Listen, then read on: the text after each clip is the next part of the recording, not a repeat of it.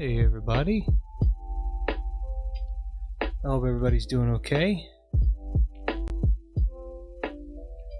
I think my audio looks a little low, so I'm going to see what I can do to fix that real quick.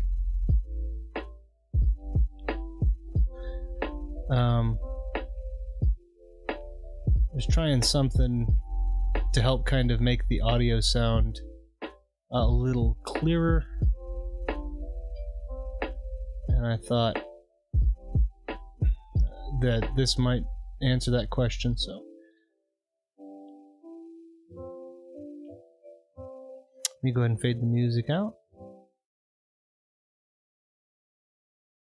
Very nice. It looks like that might be doing okay. Do I sound okay? Everything sound pretty good, pretty nice and level?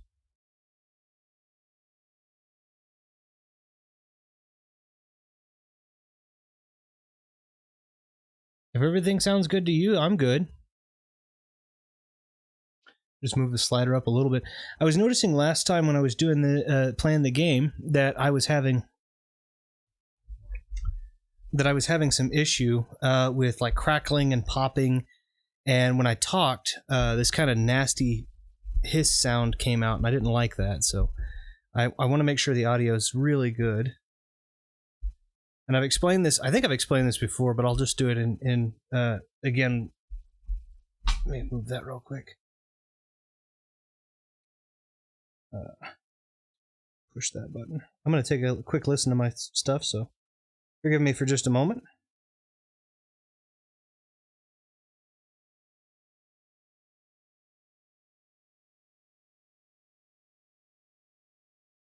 Okay, it seems to not sound too bad. See, there's a little bit of kind of an artificial buzzy thing in the background before I talk. I think the game audio will take care of that.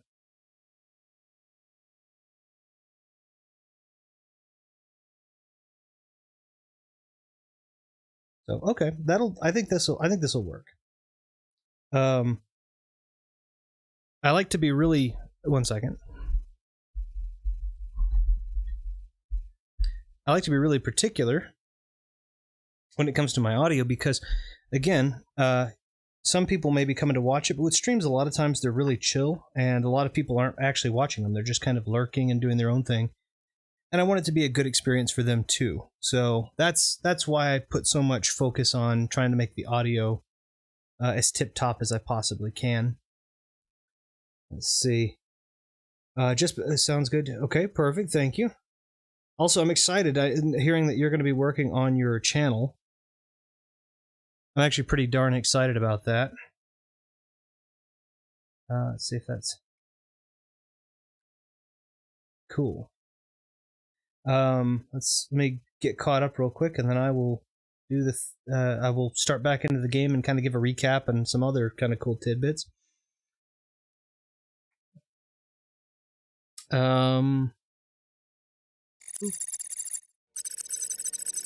There we go. So you can see where I am.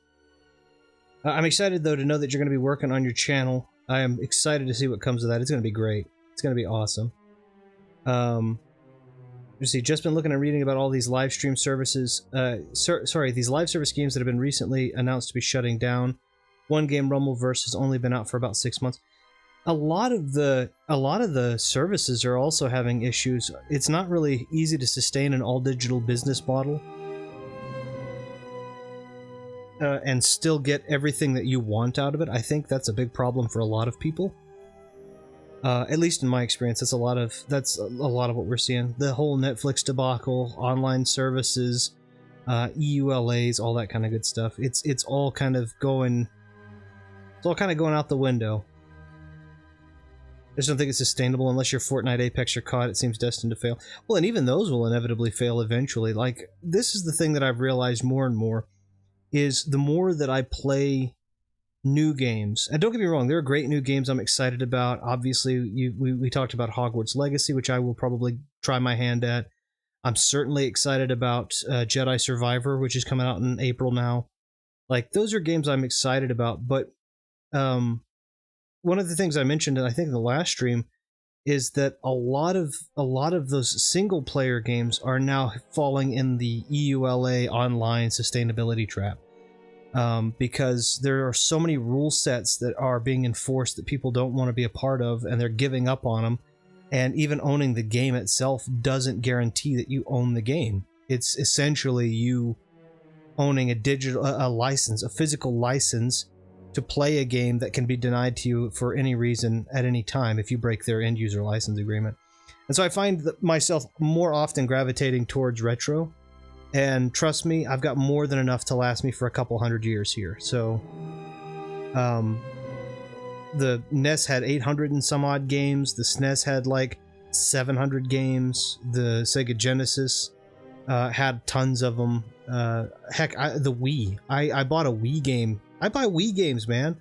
I bought SNK Arcade Classics. I'm stoked to have that in my collection. And it's literally just a whole bunch of Neo Geo games. Like, how awesome is that? I want to buy a game, put that disc in the console, and if I want, put that disc in the same console in 15 years' time and have no issues. Exactly.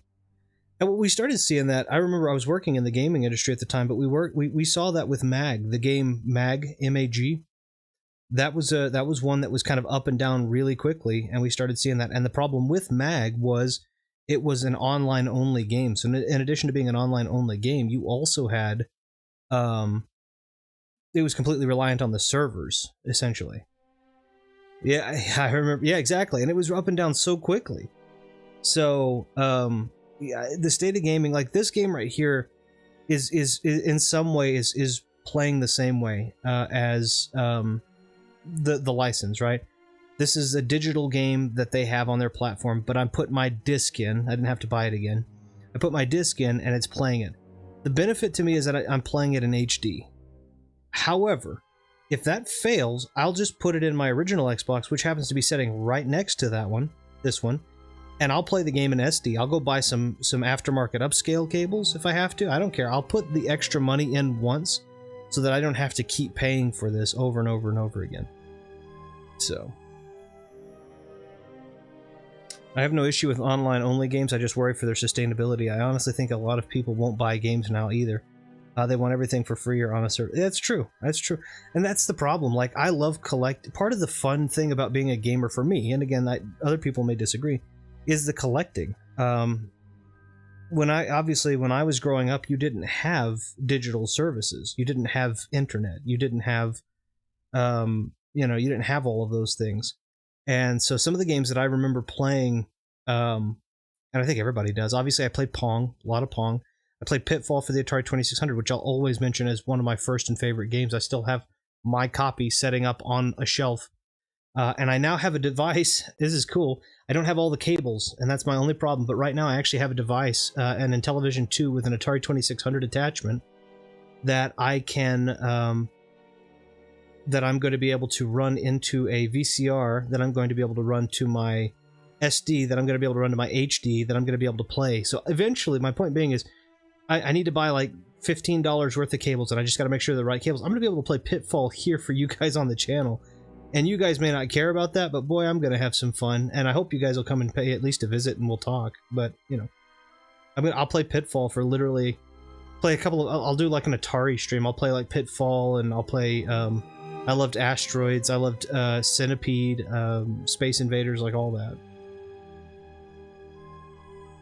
that. So a game either releases at a price and struggles with a player base, or it's free and it doesn't last. That's true. I'm not a collector. The closest thing to collecting I have is horror movies, memorabilia, but I am drifting back to physical copies for games. I love River Raid. Oh, nice. Very nice. That's cool. I like that. Yeah. As far as the physical games go, yeah, I mean, I buy predominantly physical. I don't always buy physical. There are some perks to buying digital. But like Jedi Survivor, I will buy physical. I understand that there may be DLC items that are only going to be digital, and that's okay. I'll get those, but the disc, I want the disc. But I do a lot of collecting, a lot of physical collecting. I have a pretty good collection that spans over, I've been collecting for over 30 years. So it's one of those things where I enjoy, I like knowing that I can take, for example, another pickup that I got recently, which was big thank you to Chris. my buddy Chris Strong, who helped cut me a deal, but I found an old Final Fantasy NES cartridge. I did not have Final Fantasy in my physical collection. I had it digitally, and this one had a story. I mean, it had a name on the back, and it had someone put like a cigar out on it on the top. It's like burnt and melted. Game still works. Mine doesn't have to be pristine. I love the story. I love the fact that that burn could have been put in that cartridge in 1989, and that cartridge has just survived those 34 years to come to now, you know. I know some of it's nostalgia, but I really do miss the back in the day days of gaming, especially the PS2 era. Really special to me. PS1 and 64, absolutely. There's a lot of nostalgia. I don't know that we'll look back personally. I don't know that we'll look back at. I don't know that I do. I don't know that I look back at the Xbox One as with nostalgia. We're kind of still in that, right? It's just better graphics. The PS2, Xbox, GameCube era, I definitely. Yeah, we won't. I know I won't. Yeah, that's kind of how it is. The Switch, I will say, the Switch does have a little bit of that for me though, because it is still very cartridge based. It's not.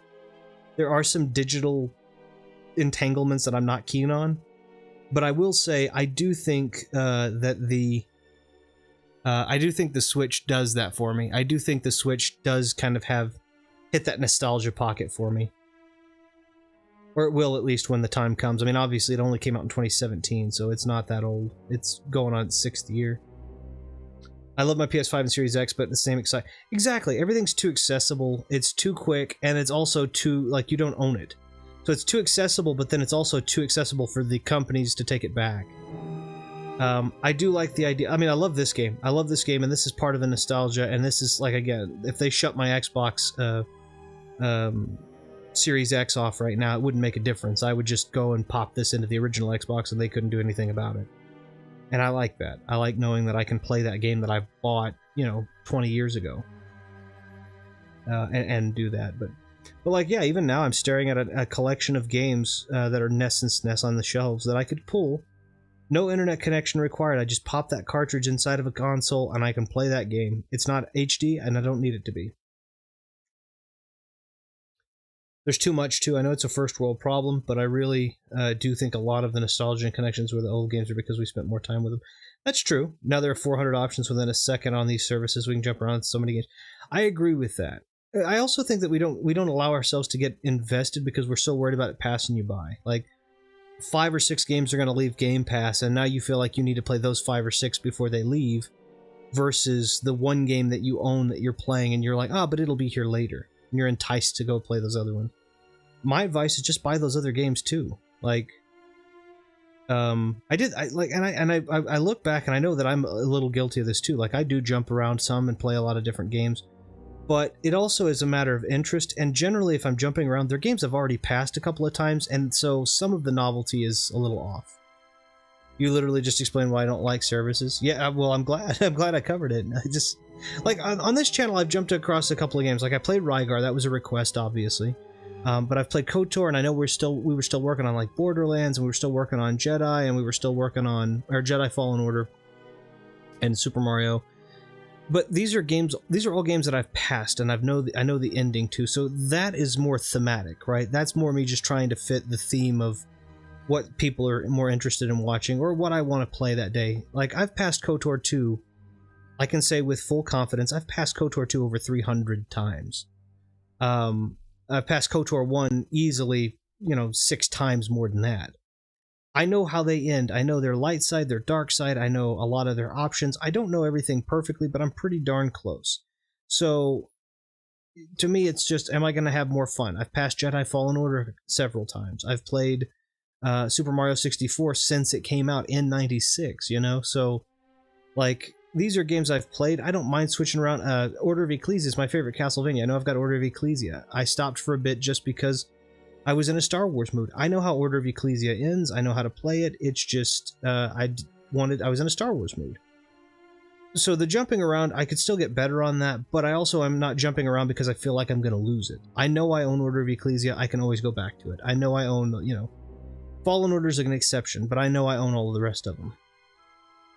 There are literally people who will play something for 5 minutes, jump to another game, get bored, jump back, and then find something else 10 minutes. Each to their own, but I don't get it. I agree. I think a lot of it's a social network mentality. It's the TikTok mentality, right? I mean, a lot of people are in. I've noticed this, and I don't really do it, but I notice a lot of people do, is the shorts, right? And it hurts the attention span. I think TikTok shorts can be 3 minutes, maybe up to 10 minutes now, but I know it was up to 3 for a time. And there were people that were at 3 minutes going, get to the point. And I'm like, it's 3 minutes, it's 90 seconds, but get to the point. You've skipped if they don't get to the point within the first 5 or 10. And I'm like, damn, but I'm interested in the story. And they'll upload like, part 2, part 3, point 4. And by the time you realize it, you've just digested a half hour's content in 10 3-minute segments.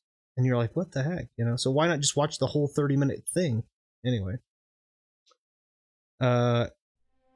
It's like me with Mortal Kombat. I would sit there for hours and hours playing the same arcade ladder with every character, and I loved it. Now everything is all... Yeah, exactly. That's a good way to say that, too. You'd play that same ladder. You know who's at the top. You know who's... Yeah, but at the same time, you're just having fun with it. I'll sit there and watch a 2-hour analysis on the Arkham games. I love... Same. I just finished an 8-hour... Granted, I do have to break it up because I don't have time to do it all at once, but it's not in 3-minute segments. But there's one called A Lengthy Castlevania Retrospective. It's just under 8 hours. I think 7 hours, 59 minutes and change. And it's so cool. I was listening to the behind-the-scenes influence and some of the developmental issues that they had with Lords of Shadow 2. And it's just great. I love that stuff, and I wish I had the patience to make videos like that. I would love to make long-form videos like... It's part of the reason I stream. Part of the reason I stream... Like, I enjoy the creative process. One of the longest, I think, I would argue, and again, I could be wrong, and if people disagree, that's okay too, that one of my most creative editorial endeavors has been my Mechanos Cards break-in and spring-up video. It required hours of filming, hours of editing, and then I had to go back and do color balancing, and then I took color out of it and had to do black and white balancing. I had to edit the audio, I had to put in musics, I had to line up musics and put in some small B-roll and stuff like that. It was an interesting 18-minute video that took me, 6 or 7 hours. And I just don't know if that balloons out, right? That an 8-hour video wouldn't take me, 4 months. Parkinson's Law, right? Parkinson's Law dictates that if you give yourself a time budget, no matter what the task, you'll find a way to fill that time budget with that task. I love your format. I think it's really chill and welcoming how you stream, but I think you would kill it with some sort of in-depth analysis style content. If you think I would be good at it, I'll try it. I have to make sure that I have I need to make sure that I have the appropriate time budget. But I would love to. I'd love to do Star Wars analysis, especially Star Wars video game analysis. Castlevania would be something I'd enjoy. Some of the in-depth stuff on that going. Omega Ace had a really good. Hey Karumi, how you doing? You've changed the name, so let me try to get this, and I'm probably going to butcher it. Akira Hiragi, aka Karumi. Is that how you say that? Akira Karami, sorry. Akira Hiragi? I hope I said that right. You have the voice for it. You also articulate things well. I think people would love it. Well, thank you. I appreciate that. I don't pay much attention to my voice, so I really appreciate the compliments on it. I would love to do voice acting, but I don't know that my natural speaking voice is anything special. I do enjoy making content, though, and I enjoy voiceover, so I think that would be a project that I would enjoy. Omega did it. I know he may not see this, but I've been reaching out to him, and we've been kind of corresponding lightly in whatever way we can. I was just checking up to see how he's doing. But if he does see this, he did a short series on Castlevania where it's the Belmont Hold, and it's a YouTube short, so I believe that has to be under 1 minute, shot in vertical format. But he gives this like backstory of the religious or historical implications and inspirations for Castlevania weaponry or Castlevania enemies is absolutely brilliant. If you haven't checked it out, if you haven't seen them, they're short, so they're less than a minute long, but they're really well done. I think that's a brilliant idea. I would love to do a more long-form version of something like that for Castlevania. Same thing for Star Wars, so I would really enjoy it. Alright, so I'm going to go ahead and I'll start playing, so there's some movement on the screen as well, but I want to give some, I am playing this. I'm so happy because I found this. I knew I had it. I was looking for it, but I have my Xbox Duke controller. They made, Hyperkin made 2 versions of the Duke controller. They made the translucent green, which was based on the Halo design, and then they made the black classic, which is the one I have. I'm going to get the green one eventually. These were like $60 or $70, but in my opinion, they're worth it. And they're just, it's literally just a Duke controller that plugs into the Xbox One or the Xbox Series X. It's a wired controller that is exactly a Duke controller. In the center of it, however, instead of just being the static logo, if you press on it, it will become, it will play the Xbox intro video on the controller. It's so cool. I struggle with videos and with my voice. I think I'm a much better writer than speaker. When I really put my mind to it, I think I can talk about and review games well, especially written. I think you have, I mean, personally, I've seen the stuff that you've done when it comes to reviews, and Kena and the Bridge of Spirits, I think, or Kena, however you say, I can't remember the pronunciation, so forgive me that. But anyway, that review, see, like, I think that you speak well and you articulate yourself well. It's to me, I think it's a lot of our residual self-image, right? I think we look down on the way that we do things, and we envy someone else's, you know, because this is a thing, this might seem silly, but being an American, having an accent, which I don't believe I really have an accent anymore, but Americans, I'm sure a lot of people know this, Americans romanticize accents quite a lot, and I know a lot of people do, but Americans especially do. The Southern accent, the Jersey accent. Take a look at characters like, I can't remember what her name, Ash, I think, from Overwatch, I think has a Southern accent. Or take a look at Harley Quinn, who has the New Jersey accent. Americans romanticize accents a lot, and generally the one that they don't have. I'm from a place where the Southern accent is prevalent, but I've spoken this before. I had a job where the accent that I had and the accent that the guy that ran the place had were different accents, and he couldn't understand me, and he said, lose the accent, and I was like, okay, and it was just a Southern accent is all I had. So now I have no accent, and that's great and also terrible, because I'm a little envious of people that have a nice, clean, and clear accent, and I think you do. I think you have a great accent in speaking with. Duke reminds me, I need some new weights to work. I love the Duke.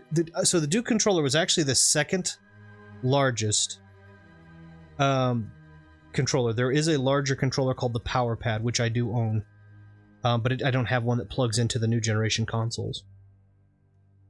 I appreciate that, man. I was proud of that Kena review. I had to, or Kena, I don't know how to say that name proper. I tend to overthink things too much. Tomorrow I'll be trying just to make some cool stuff and see how it goes. Yeah, the review was fantastic, and I think that's at the end of the day what you have to do is just put it out there. He couldn't understand you. That's crazy, but you were both American. So he was an American, but he was Mexican American. He had immigrated from Mexico. He had come from Mexico. He had a thick Mexican accent, and then my family had a thick general Southern accent. My family comes from Texas and Louisiana, and there's kind of these are both very heavily accented states generally. I don't think I've ever heard an American I didn't understand. So that's the thing. It just depends on where you're coming from. Texas has a couple of different accents, and then Louisiana has a couple of different accents. And I kind of had a smattering of both of them. So Texas is a slow Southern drawl usually, and Louisiana is not. Louisiana is a lot faster. There are 3 different accents. This was probably closer to the Yat accent. Lot of fast speaking. And so you mix these 2 accents together, you mix the pacing of the Louisiana accent to the drawl of the Texas accent, and you end up with this big mess. It's basically like trying to count it, the equivalent of listening to what I used to sound like with as quickly as I spoke and as much accent as I had on it would be akin to asking an Italian person, someone who's still proficient, to count the number of noodles in a prepared plate of spaghetti. Like, it's still a cohesive dish, it still makes sense, but the information that you need to get to answer the question isn't really immediately available. It's going to take you some time to filter through what you've just seen. I don't think I've ever heard an American I didn't understand. Yeah, there are definitely places that have some thick accents around here. I would say that there are Arkansas, some of the Louisiana accent, some of the Midwest actually have some accents that I have some trouble understanding. So, yeah, you don't sound like you're from Texas to me, but then again, I don't know the place. I could be forming a stereotype. Stereotypes, I don't think stereotypes are necessarily a bad thing. To a degree, they have to be accurate, right? Because otherwise they wouldn't be a stereotype. The Southern drawl is definitely a very Texan thing. A lot of people from Texas have a Southern drawl to their voice. I did intentionally get rid of mine. So I try to speak clearly and speak with high levels of articulation, specifically when it comes to syllable sounds. And I like to use, I have a friend I used a word with, Aaron. He's been on the channel before. He's on the Street 2 video, the Lion King video. He says, I used the word portmanteau, and I used it in context, but we had said something, and I said, yeah, it's an odd portmanteau. And he said only you would use that kind of language, which it wasn't condescending or praiseworthy. He was just saying that. And the thing I like about English, as the more I've gotten rid of my accent, the more I've kind of thrown myself into it, is you can use 4-syllable words to get rid of 3 sentences. You can say portmanteau and not 2 words that you mashed up together in the middle. It took me so much longer to say that than just portmanteau. Yeah, I always say that stereotypes had to have come from somewhere. Yeah, absolutely. Generally, they don't just come out, they don't just materialize out of nowhere. They're an observation that, usually a stereotype is an observation that's been put to the forefront, and then the entire group, or at least the majority of the group, agree enough to continue to perpetuate that information. And there you get a stereotype. Okay, my goodness, I love getting to, uh-oh, tangled up there. I love getting to talk on all these, but I probably should at least put some motion on the screen as well. So, again, I am playing with my Duke controller. I'm so happy about this. I really love it.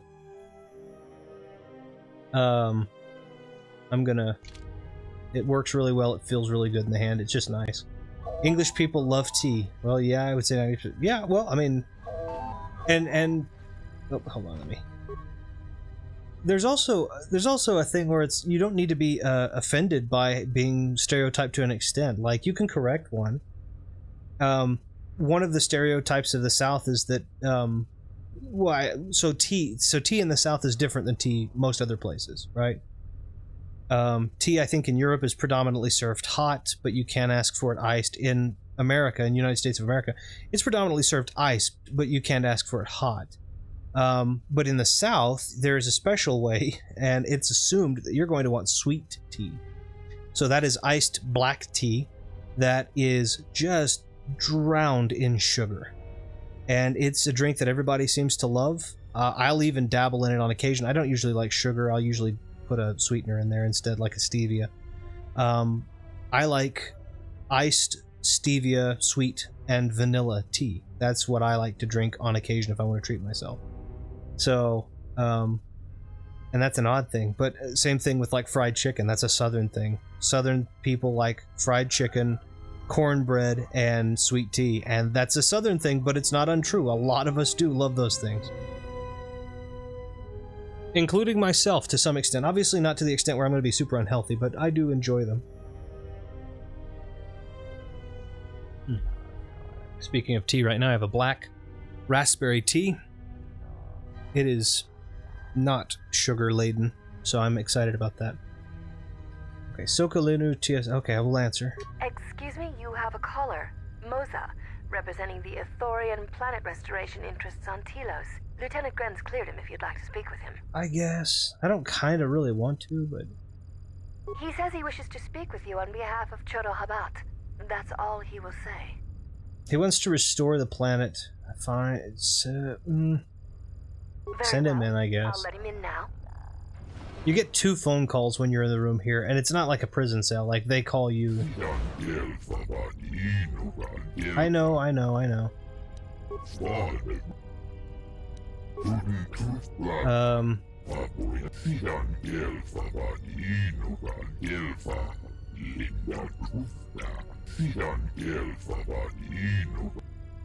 Okay, how are they hindering?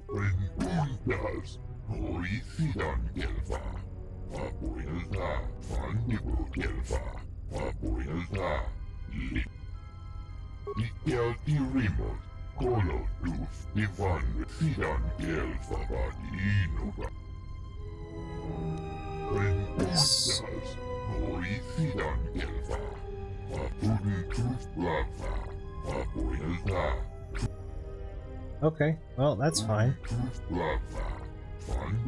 Perhaps Chodo Habat should turn his eyes to his own people. Go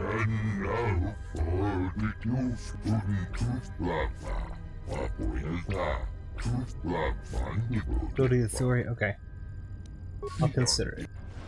Okay, so in essence, what he asked for is that he and the Ithorians are what those are. Now perhaps we will be able to rest uninterrupted. We won't. We're going to get another call, and then we're going to have an assassination attempt. Just throwing that out there for you. Real quick, let me get... Okay.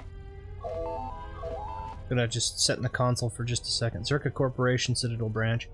B44, so odds are we're probably going to get the counter offer. So the Ithorian, which is that type of alien that just came and spoke with me, said that they're trying to restore the planet because the planet Telos is war-scored from... So I've never seen X-Files. I haven't either. Or at least... Yeah, I haven't either, I don't think. The only thing I know is the piano theme, which I think is brilliant. Everyone who knows me says I would love it. I need to watch it. Yeah, I haven't really seen it either, to be honest with you. I remember the piano theme, and I remember the old commercials back in the day, but other than that, I don't think I've seen it. I watched a lot of weird shows, though, I would say, in the late 90s. One of my favorites that I really liked was Quantum Leap. I really liked the Quantum Leap. Quantum Leap was 80s and 90s, I think, but anyway, with Scott Bakula, I really enjoyed that show. And by the time, X-Files comes out, I'm like, eh. And Quantum Leap never got resolved, so I think they're talking, here we are now, 30, 40 years later, and they're like, oh, we might want to go ahead and resolve it, and I think Scott Bakula was like, I'm not going to come back. But I haven't seen X-Files, probably because I was busy watching Quantum Leap. Oh, anyway, so Telos is war-scored, real quick. Telos is war-scored from the battles that happened in the previous game. And right now, kind of everyone in the dark side Sith Empire is dealing with potential usurpation. So the idea is that the bad guys that we're coming up against are kind of still disheveled. And so people are kind of being able to rebuild or capitalize on their own, more local life. The Ithorians are trying to restore the planet from the war-torn, nature, the scorching and the razing that's been done to it. And Zerka Corporation, for whatever reason, is preventing that. This is one of those things where it's like, you don't get political, you're just fictitiously political, because Zerka Corporation is, a mass weapons manufacturer. It's, pre-conscience Tony Stark. And,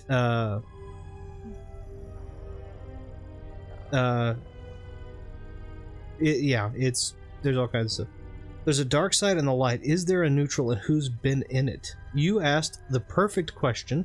Give me a second to get through this and I can show you the answer, instead of just demonstrating the...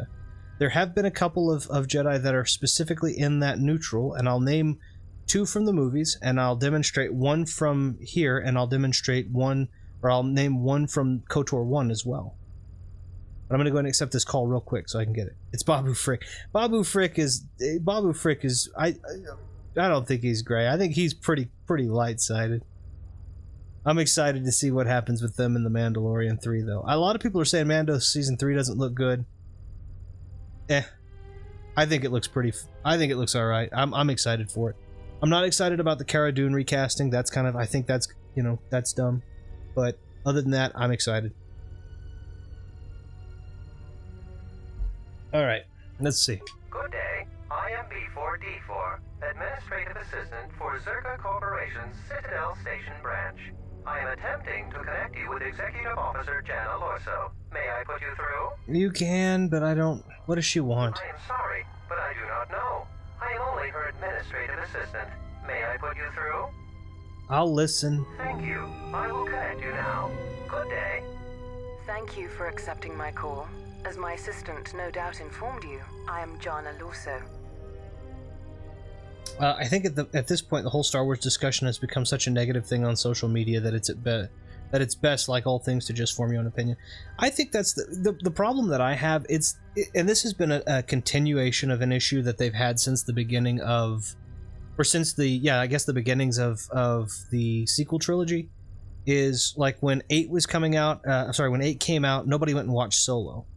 And Solo is actually a pretty good movie. It's not as good as like Rogue One. It's not as good as the first 6 movies, but it's good. It's better than 2. It's not as good as 3. It's not as good as 4. It's not as good as 5. It's not as good as 6, right? It's probably better than 1 and 2, although I do like 1. You know, Andor, a lot of people wrote off. They didn't think they were going to like that. You know, Bad Batch and all the... So I don't think a lot of people that have opinions are actually watching most of this stuff, or at least the big negative, like, you know, what people would call toxic opinions. I don't think they're really watching. I don't think they're really watching 90% of this stuff. Do you think that Episode 2 is the worst of the 9 movies? No. No, the sequel trilogy is still worse than Episode 2 for me. Episode 2 is the worst of the classic 6. I think... So here's my opinion. Let's see if I can rate these out loud. I'm not going to include Rogue One. I'm not going to include Solo. So I'm just including the Skywalker saga. I would say my first favorite would be 5. I'd say my second would be 4. My third would actually be 3. And then I would go probably to 6, and then I'd probably go to 1, and then I'd go to 2. But if I guess I'm doing the entire Skywalker saga, so hold on. Those numbers all stay as they were, and then I would go 9, 7, 8. I didn't like 8 or 9 very much either, but 9 was doing a lot of damage control, and there are books that help make it better. Like the randomness of the Sith dagger is less. I have a book called Shadow of the Sith that actually discusses where the dagger came from, who it's from, or who it's for, what the purpose was, all that good stuff. Talks about Luke going after it, so there's a little bit of redemption done to Luke. It's got Lando Calrissian in it, so it explains that. 5, 4, 6, 3, 1, 7, 2, 9, 8. Okay, fair enough. There's nothing wrong with that at all. I like 3 better than I like 6. That's where I flip-flop there. I think 6 was good, but I like 3 a little bit better. The music of 3 is, I think, better overall, and then there's the theme itself is pretty good. But that's, I mean, again, I'm not trying to correct your opinion. I'm just saying where I'm different. And then 7 and 2, I flip-flop for me too. Again, I don't really care very much for the characters in 7. I'm sorry, yeah, I don't really care for the characters in 7 very much. So it's really difficult to get interested or invested in them, whereas in the characters of 2, they're all characters I like. They're just not utilized very well. Like, they introduced Count Dooku, and I thought Count Dooku was super cool in 2. But in 7, they introduced Phasma, and Phasma's a wasted potential. Kylo's really cool, but... a lot of people like 3 more than 6. I thought that's such a rare opinion, but it's really not. I think 6 is good. I think what knocks it down a notch for me is 3's biggest I think that most people's criticism with 3 is that Anakin turns too quickly. Which my counter argument to that is, if my wife was threatened with certain death and there was someone telling me that they could fix it, I'd probably switch sides real quick too. I love my wife that much, and I'm sure that most people would and do. And then the second thing that I think is the dialogue. I think a lot of people think it's bad dialogue, and I'm like, no, dialogue's a little rough sometimes, but that, you know, for me, it doesn't beat a group of tribal teddy bears. Granted, cannibalistic teddy bears, but nonetheless, tribal teddy bears taking down an entire battle-hardened platoon of militants in armor. Some of it makes sense, but I don't think it makes enough sense, you know? I said cannibals. They're not cannibals. They're not eating their same species. They are eating humans, though. I need to watch the prequels again. They're great. I really do like them. 2 is the weakest for me, but I like 1 a lot. I like 3 a lot. I can brush the dialogue. A lot of people. Yeah, I think it does. I love Resident Evil. Yeah, that's true. That's true. I mean, they did remove the Jill sandwich line and some of those, like Master Lockpick. They removed a lot of that from some of these remasters that they've done. But at the end of the day, you still love the originals too. You have to. Dialogue in 8 had some kind of interesting, like some of the Mother Miranda stuff was really odd. Really, to be honest with you, speaking of yeah, RE1's dialogue is great. I agree with that. But like, that's one of the big things going into 8. Like, they hammed it up. Lady Dimitrescu and Heisenberg hammed it up. I love the Heisenberg voice actor for being just so unapologetically over the top.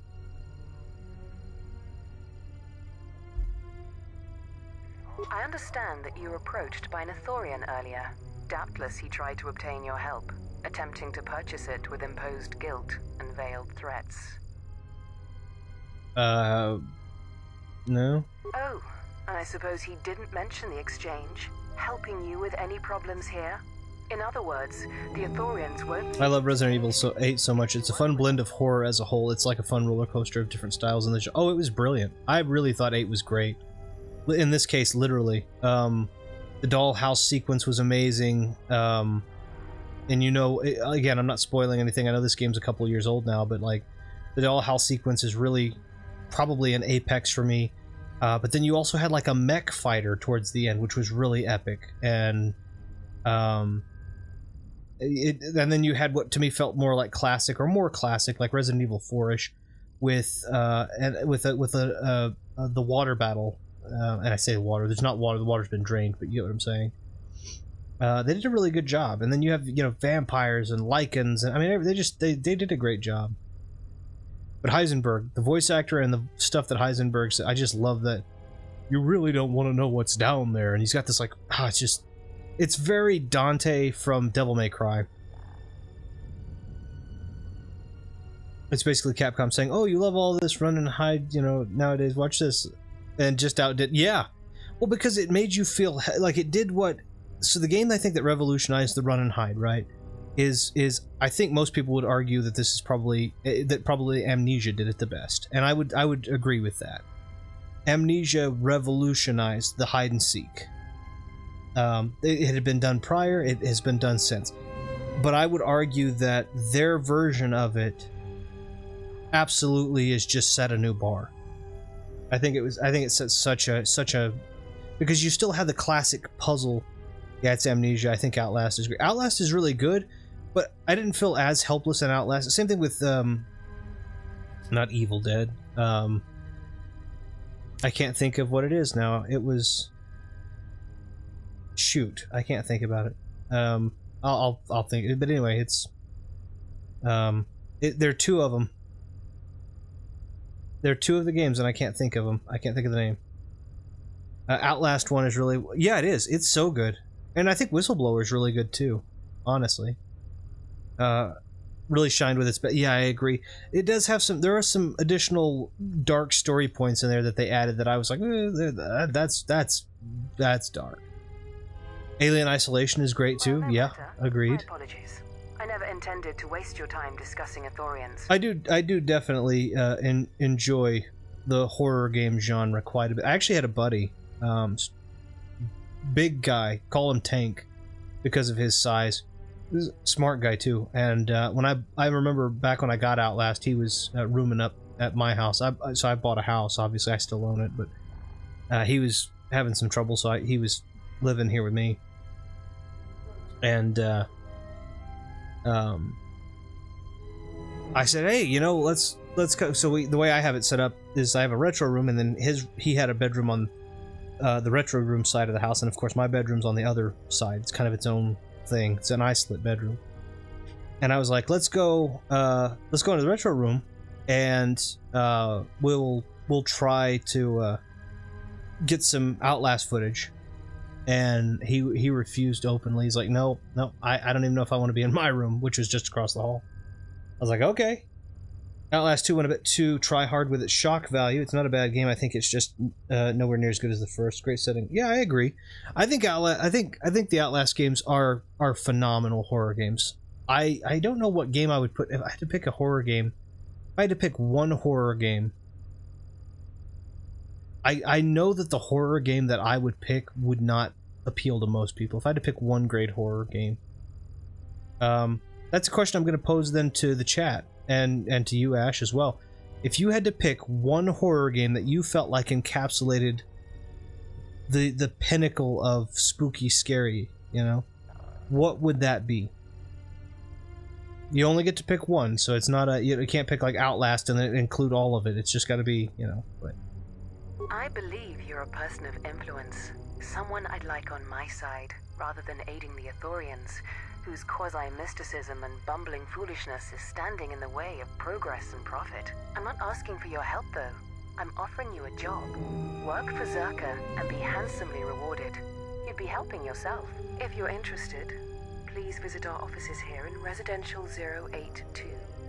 B44 will know what to do when you arrive. Their plans for the restoration of Telos are aimless and meandering. Restore the sacred natural beauty of Telos, they say. Just what does that mean? How does that apply to natural resource development and consumption? The proper planning of urban sectors, resorts and tourism? It doesn't. The Ithorians are spending billions of Republic credits on a plan with no defined profit. I think this was a little bit more on the nose than I remember it being. Irreparable debt, and have nothing to show for it but a few meadows and a weather generator the size of a small continent. Okay. I'd rather discuss that in person. I'll be more than happy to answer any and all questions when you visit our offices. Excellent. Good luck with that messy investigation, and I hope to see you shortly. Okay. We should get back to bed. Whenever they decide to release us, we should get going immediately.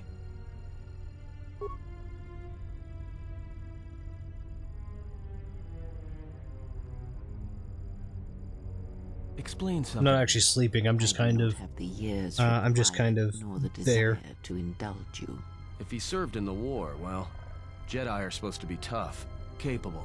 Yes, and what are they without the Force? Take the greatest Jedi Knight, strip away the Force. I wish I still got freaked out with horror. I'm so desensitized. It's my favorite genre, though. On it more than they yeah, again, I agree with you on that. I don't think that horror is what it used to be anymore, for sure, but I am still curious. Like I said, if you decide you want to answer, I would be curious to see what you believe to be the best horror game of all time. Relied on it. Do not be surprised. I mean, I get creeped out and can appreciate when something is genuinely well made and freaky.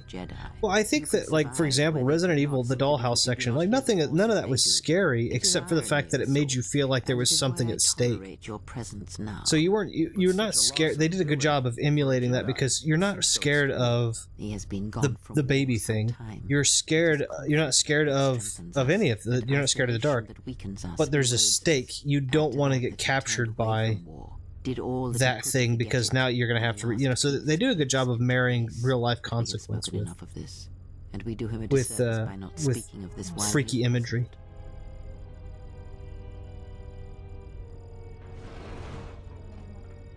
I've come to inform you that the Telosian government has completed its inspection of what's left of the Paragus facility. It appears that the Harbinger had indeed been present, though it was gone when our ships arrived and was responsible for the station's destruction. Logs recovered from the facility's wreckage indicated that the miners perished as a result of sabotage, which began while you and your companions were either incapacitated or incarcerated. As such, you are to be released from house arrest. However, the Republic is sending its own ship.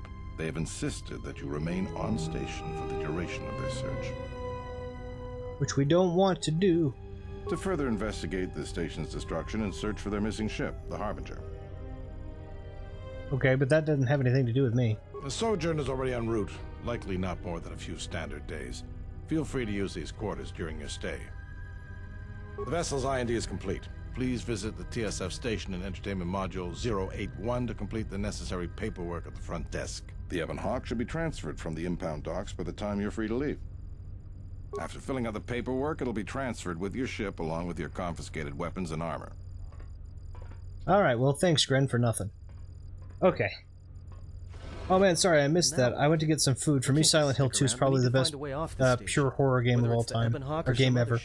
Dead Space, RE1, RE2, and remakes are there, all there too. Yeah, RE4 is my favorite game of all time, but I can acknowledge it's more of an action horror game than a pure horror. Yeah, that's fair.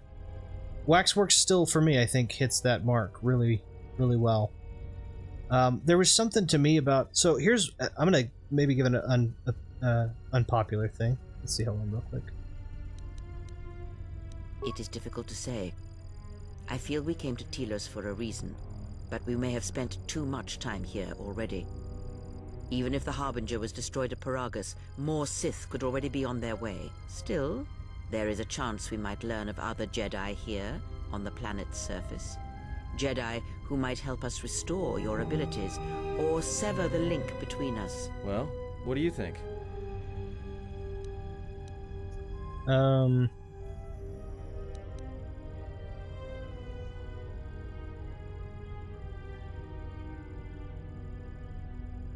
Makes sense. I'll follow your lead. Cool. Okay. So I'm going to answer a question here in a second.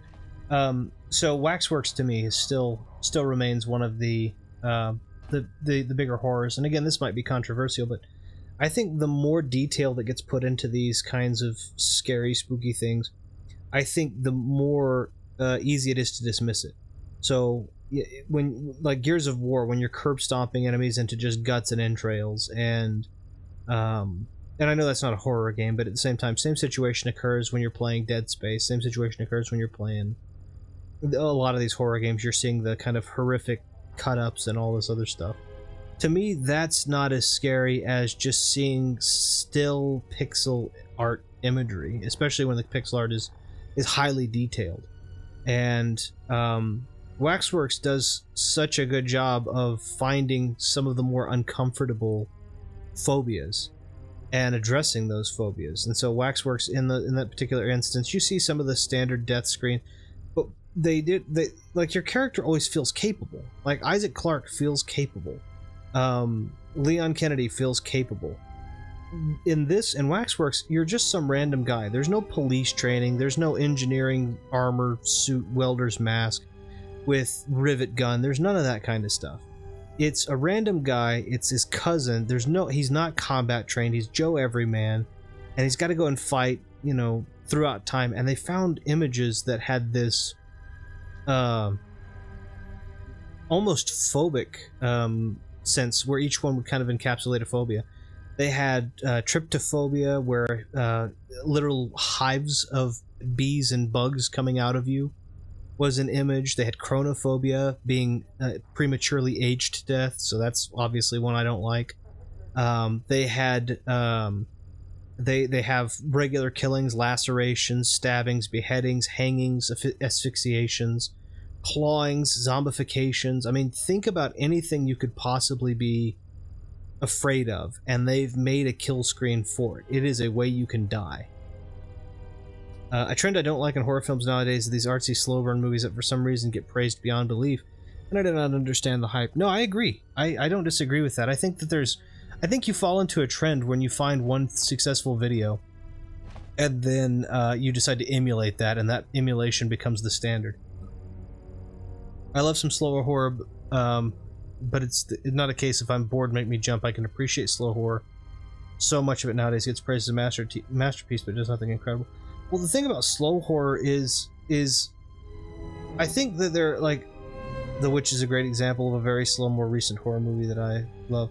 So I haven't seen that. I was thinking of the Krasinski one, the one where you can't. John Krasinski, I think, and you're not supposed to make noises. Like you see I can't remember what it's called. I know there's a second one. I've not seen that, but I went to theaters to watch the first one. That's a slow horror, but that's because the entire movie is tense. Like it's not slow because like the whole movie has got this tension where you're just worried that anyone will make a noise. A Quiet Place, thank you. Yes, that's the one. I think that's a pretty darn well done, because there's just tension the whole time. It's not scary because you've overtly seen what's going on. It's scary because you're tense. You don't want a noise to be made. There's brilliant details. Like I said, when you go to the grocery store, you notice that there are like all the potato chips are still left because obviously they don't want the crinkling bags and stuff. And you're like, wow, that's that tense that they're not willing to eat some Doritos because this thing will just come and kill them. Okay, so you asked about neutral Jedi. So I'm going to show you. I'm light-sided, but if we take a peek at Atten is mostly neutral, somewhat more dark, but he's not really a Jedi. But if we take a look at Kreia is actually perfectly in the middle. She is... I'm going to go ahead and level her up. Probably going to level him up too. I'll leave my... I'll level up too. We'll do always upgrade Persuade and Treat Injury, and then I have one more point for Repair. Powers, what power do I want? What power can I get? Because one of the things I don't like is it takes so long. You have to distribute so many powers. And I know I'm going to go dark side, so it needs to be something dark-sided or neutral. I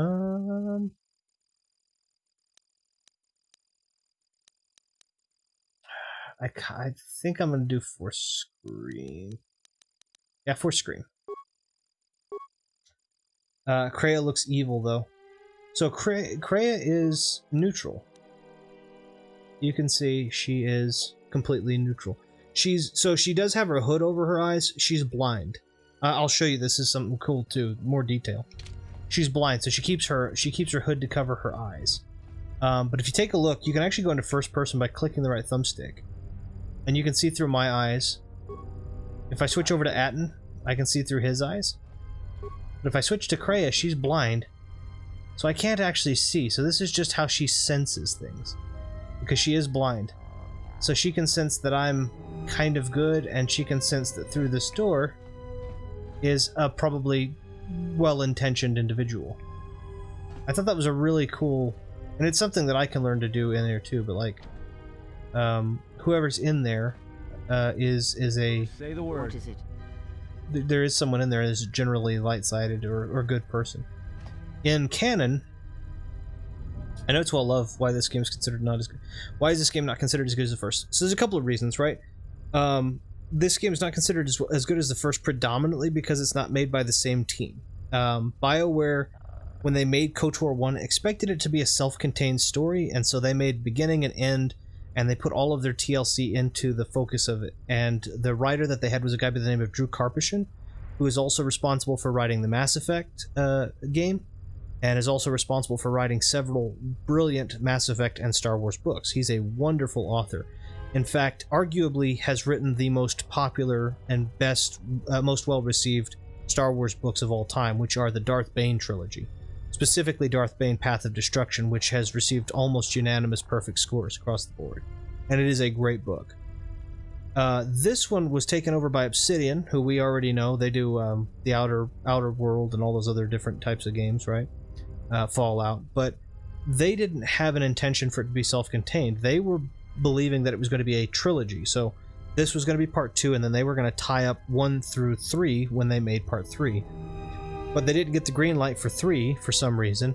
So this story has a lot of missing pieces and plot threads that aren't realized and randomness that doesn't go anywhere because the content wasn't there. Currently, Aspire Media, who is remaking or who is porting their versions to the Switch, have vowed that they are going to take the fan-restored content called the Dark Brotherhood and put it in the game. And Aspire is working with those developers and content creators to get that content put into the official game. But at present, they're having legal issues, I think. You can go... let's see, that's the elevator. Okay. You can go and buy the game on Steam or GOG and then download the missing patch if you want.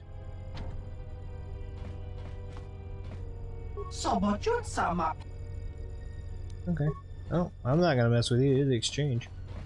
So I think that's why it gets a lot of that. But ultimately, mechanically speaking, it's technically better. Story-wise, it's not as good. It is good still, though. If the first one were a 10 out of 10, which is probably about where I'd put the first one, this one's probably a solid 7.75, maybe even an 8 out of 10. Because there's the missing content. It's still self realized enough to be... I'm not gonna mess with you. It's still self-realized enough to be standalone. It's just not what it should have been or could have been. I've been in a hospital that looked like this before, kind of like this actually.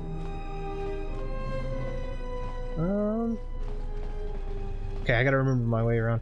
So, but you were asking about neutral. So we have Kreia there, who's neutral. Then we also have, from the first game, we have Jolie Bendo. That was the guy we found on Kashyyyk. He was also... Here's the Ithorian compound. He was also...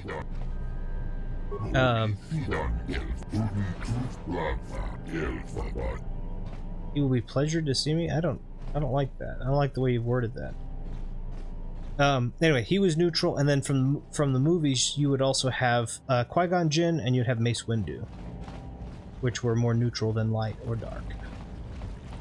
Chodo, where are you? Oh yeah, I remember. You're in this room over here with Moza. And here we go. Hi, Chodo.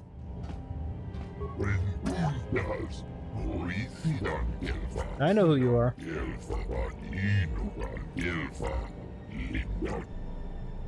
Qui-Gon was neutral. Yeah, that was part of what kept him. So I mean, there's new canon now. Old canon, he was never offered a spot on the council. New canon, he was offered a spot but declined it. The biggest thing with him is that the light side and the dark side are too polarizing. He believed that the book Master and Apprentice, I think, goes into detail, but a lot of what he believed, he would go actively against the Jedi Council, and he would even tell Obi-Wan the same thing, like, you don't need to listen to what the Council is saying for the greater good. You need to listen to what the Force is telling you to do and realize that just because your own judgment impedes or don't let your own judgment impede what the Force speaks to you to do. And that's where Obi-Wan kind of gained his sense of neutrality as well. Obi-Wan's not a perfect or good guy Jedi. He's someone who's definitely not a stranger to using his anger or understanding his passion. Take into consideration that Qui-Gon Jinn, or Obi-Wan had a lover, and he broke the council rules and says openly that if his lover had said that they needed to abscond to another planet and just disappear, he would have just left with her.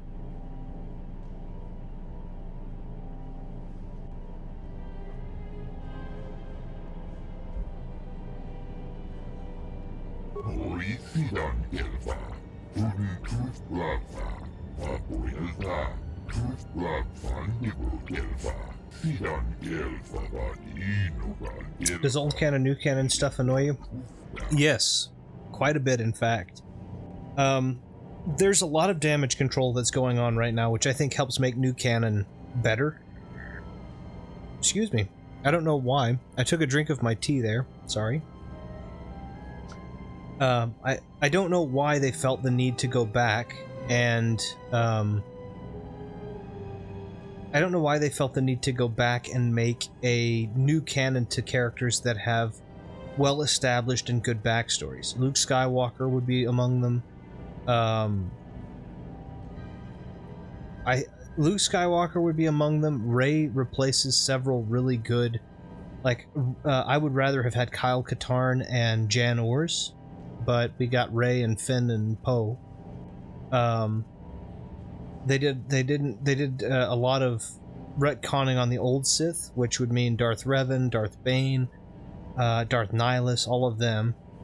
So, reminds me of Mortal Kombat. Basically, Mortal Kombat 1 through Mortal Kombat Armageddon is one timeline, and then Mortal Kombat 9 through 11 is a new timeline. And don't get me wrong, Mortal Kombat 9, 10, and 11 I thought had really cool stories, but then I agree, there's a lot of stuff that felt like it kind of just got thrown out the window. And like I said, I think 9, 10, 11 are great games, and I think they're fun. But, like, the story is... There's a lot less mysticism in it now, too. And I know that sounds weird, considering that Shinnok was in... the bad guy in one of them. But, like, there's a huge difference between the Shinnok... In my experience, there's a huge difference between the Shinnok of the current lore and then the Shinnok of, like, Sub-Zero. Which, granted, that's not a great game, but the Sub-Zero mythologies or whatever it was, that Shinnok seemed like he was much, much more dangerous than, you know... And now they're adding all these other gods and such, and I'm like, this is really just unusual to me.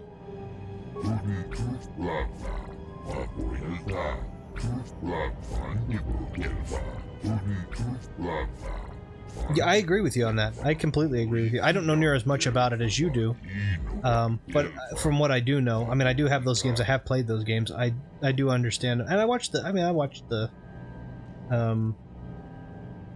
I watched some of the supplemental materials on them too.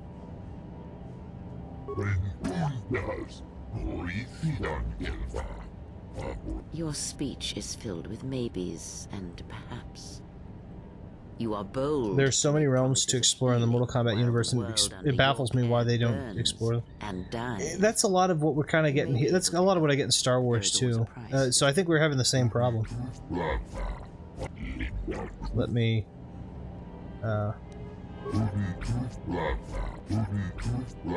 let's try to go through this real quick.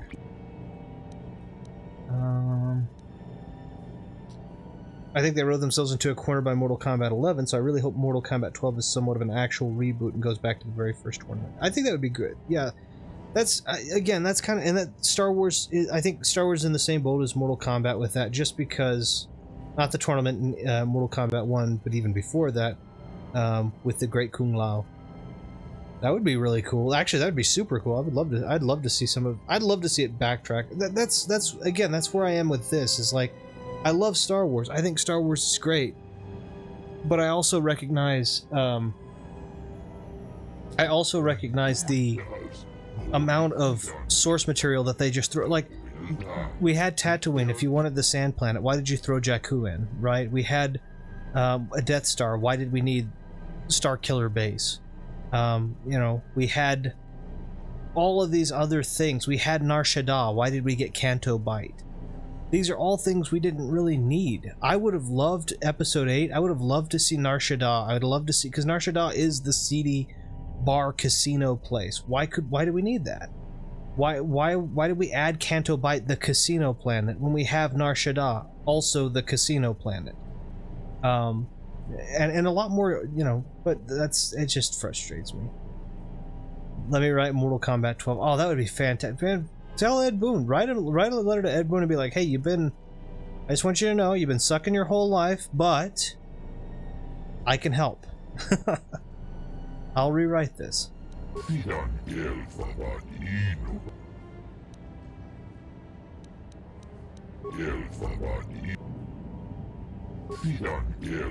Okay, I'm gonna... So he says I didn't get any light side points because I wasn't just gonna do that. But anyway, he says he's adept in the Force and he's gonna be able to heal my connection to the Force, which we've learned has been somehow unnaturally severed. We have speculation that it was severed in my past. I know this is a low, like, this is not... I want to show you this. These are not good graphics, right? Look at the water physics on that. Like, that's clearly not these are not top tier graphics. Everything is blocky and patchy and all that. But there's just something so nice about this that also feels incredibly like 1999 to me. That the blue and the moving of that water. This is proof, I think, that this is proof that I think graphics don't really make that big of a difference. I don't think people realize how much potential and cool lore there is in Mortal Kombat, especially that first timeline. It's of course looked at as, oh, gore, fatalities and stuff. That stuff is great. But they could really build something cool if they try. Oh, I agree. I agree. I'm so glad I can appreciate. This is something like the color, something about the color and the way that this moves that feels incredibly 1999 to me, and I like it. I have no problem. Like, this is look at the textures. These are not high resolution textures. It's just a whole bunch of piping and low res textures, and it's fine. I know what it's supposed to be. I can see there's a lot of stars out, but I can see plenty. Way too same. Oh yeah, no, I completely agree.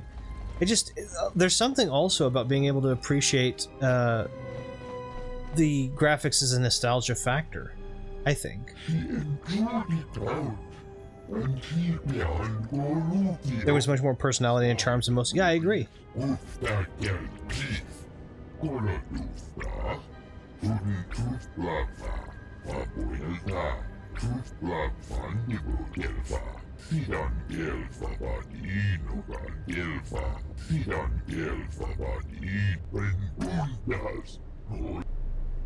So they actually are nice, but basically what they said is that the amount of pain that my character is holding on to is so intense that they could feel it in the Force, and it's with such intensity.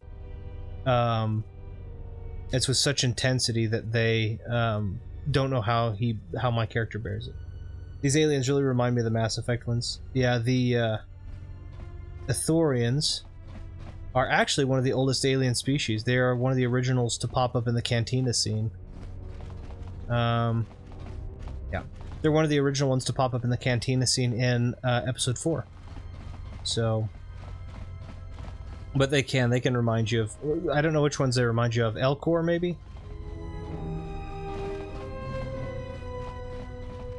I mean, they are bipedal, and the Elcor are typically, I believe, quadrupeds.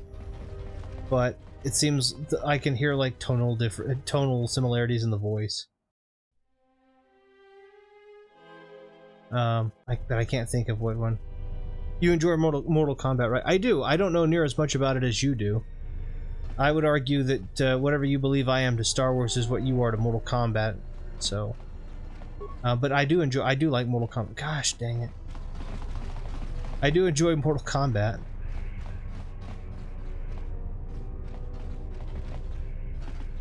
Try to go down this way. I think this is where the entertainment sector is. Do you know about the Order Realm or the Chaos Realm, Edenia? Edenia, I've heard. So in some way I do. The Order and the Chaos Realms, I don't think I know. And the only reason I'm going to say that is because you said as it pertains to Mortal Kombat, that also does technically, the Chaos Realm exists in two other things that I like a lot too, though. Castlevania and I can't think of what the other one is right now. But anyway, so I don't know if I'd know the Mortal Kombat one. My point is, why isn't any of this stuff featured in the newer games? I think that they are. I mean, I think you're right. I think they're just trying to let me go ahead and I know this is a fight. Do I have any armament?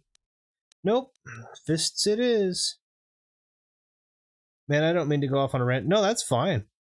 I don't disagree with you. I think if you have rich lore like that, you should.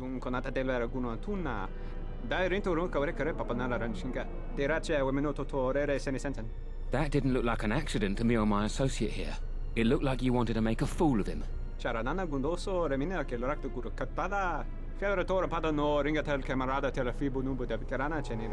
Not even an apology. That won't do at all. That poor Soliston. This Soliston here had a few things to say about us that we didn't take to so well. We're just trying to work out our differences.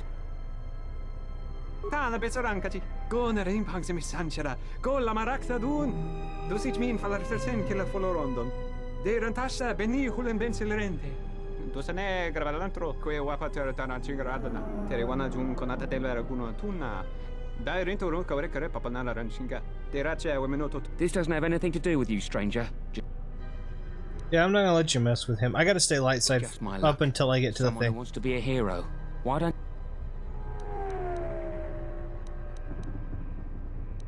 Then you shouldn't have gotten involved. Okay, I mean, I didn't say I wouldn't fight you. I just said I didn't want to. I don't need... Here. I'll just... The power of lightning. I don't have I don't have any weapons. All my weapons are confiscated. So I'm literally just taking, point-blank blaster shots. To the face.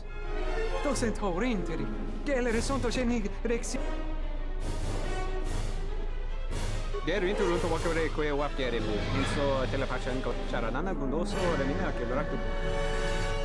Dosen torinteri.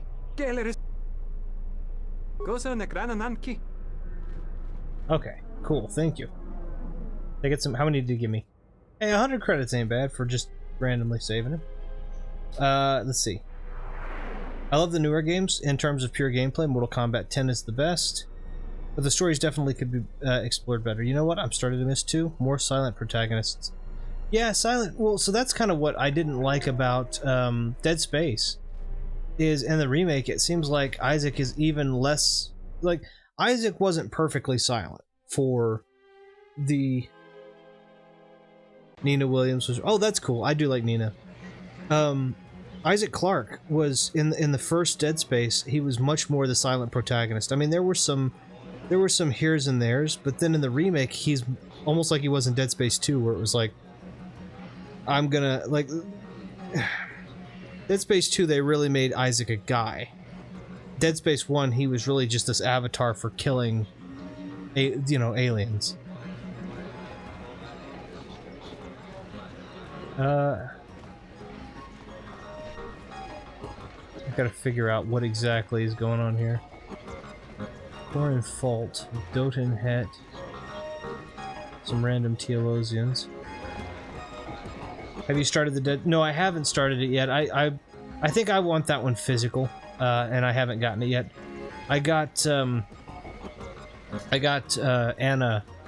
Hogwarts Legacy Early Access, so she's going to be playing that, and I didn't want to spend the extra money on something random for me yet. So she'll be playing Hogwarts Legacy Early this week, or on her channel. For anybody who comes in afterwards, just so that they know. Link is in the description of my video to her channel if you decide to check that out. She streams almost every day.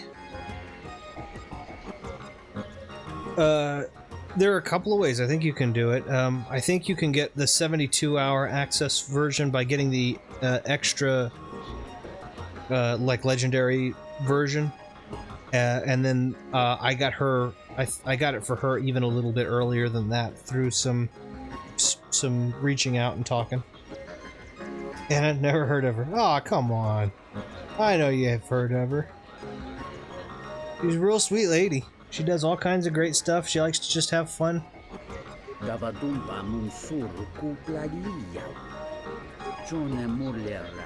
Entrepreneurial businessman.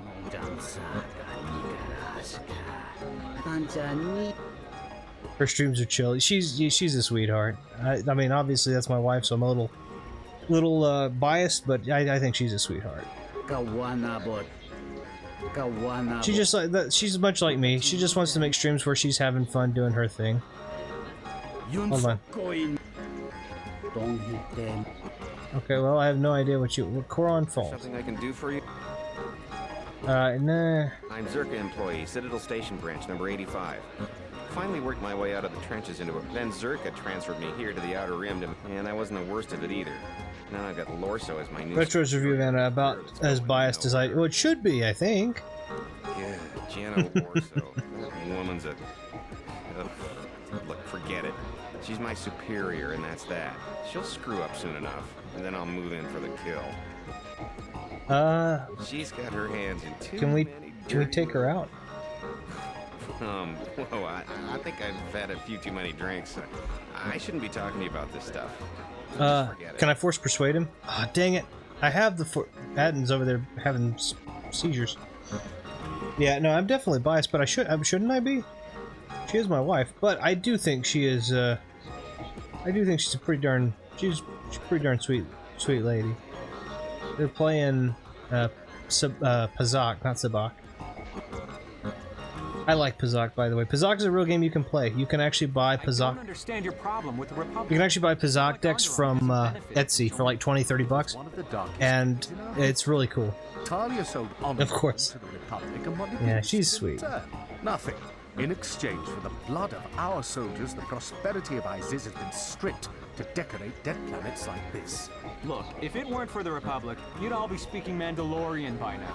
And because we accepted the Republic's aid, we should be indented to them forever? You make it sound like the Republic turned Onderon into a prick. Perhaps.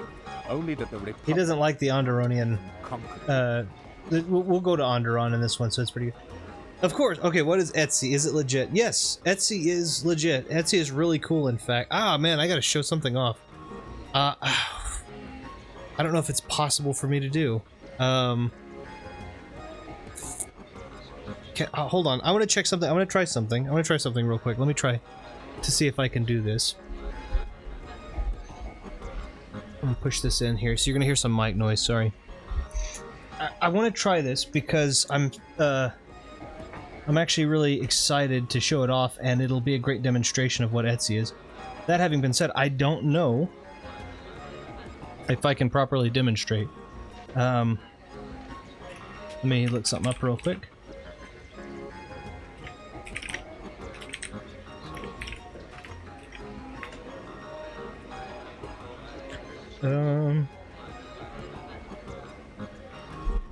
Oops, sorry. That's the OBS. I just want to see if I can... I just want to try this real quick, because I might be able to actually demonstrate this, and you can see firsthand. So Etsy is, just to explain, Etsy is a online shop similar to eBay, but instead of it being for where you can buy random odds and ends, which you can still do, it's predominantly geared towards entrepreneurs, people that are trying to make their own businesses, whether that be through art, paintings, sculpture, products like chessboards, or even electronics that they're remaking, reselling, modifications, things like that. And so what happens is you end up getting a... Here. Show us that. Oh, sure. Yeah, I'm cool with that. I might look at it for horror.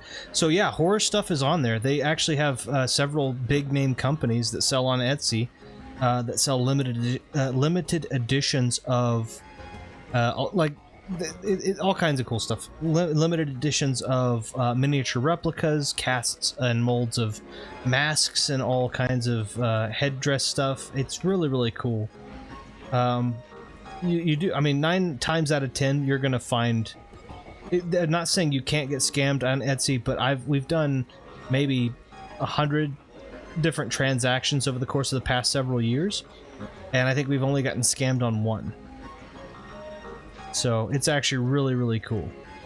So I just want to see if I can do this. I might not be able to, but I'm going to try.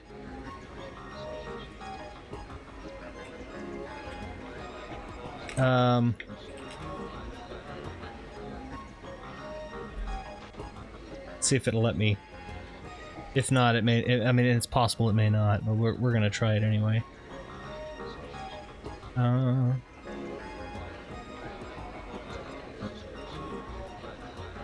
Cool. And it may require me to restart OBS, and if it does require me to do that, then obviously I probably can't. Just because it doesn't make sense. But let me. I'm gonna try it anyway, just to show off some stuff. Because you asked Etsy, so I'm gonna... Man, I wish I could find... I wish things were easy on this to find, but we'll see.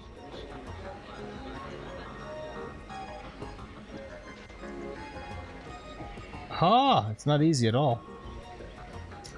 What? It's gotta be under the P, right? Oh, I don't know what this cantina music is. I like it, but I have no idea what it is. Oh, there it is. Let's see. And this is called... Oh, shoot. What was it called? Okay, got it. Yeah.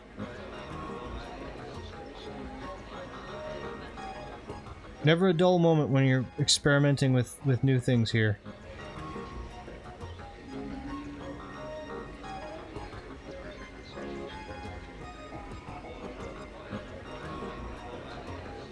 Okay. So I think we got that all. And minimize that. Retro's about to model his Star Wars undies that he got from... No. Nothing like that. It's got HD webcam for PC. Okay, and that's a paid one. But let's just do the regular, see if I like it first. And then if it's really... If I do like it, then we'll do a... I'll buy the $5 HD version. Alright, let's see if I can do this. Try to build this, up here. So did it come up to,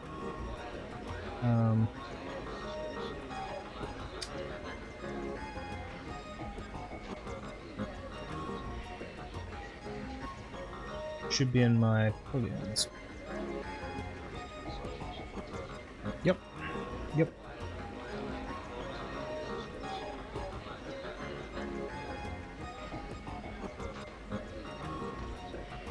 Okay.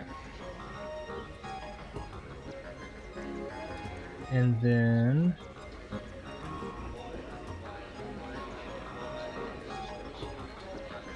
I don't know if it's gonna let me do it. I was hoping it might. But I think it's gonna require me to close out before I do it and try again, so if I have to do that, then it's not worthwhile.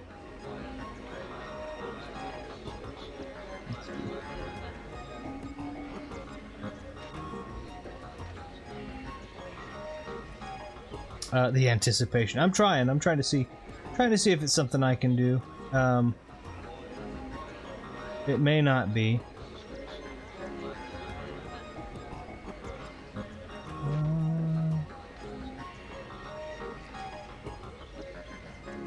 Yeah, I think it's gonna make me, I think it's gonna, let me take a quick intermission. I'm just gonna take a quick peek. So let me move over to the intermission screen. Or let me move over to a quick BRB. I'll be right back. Let me do that real quick.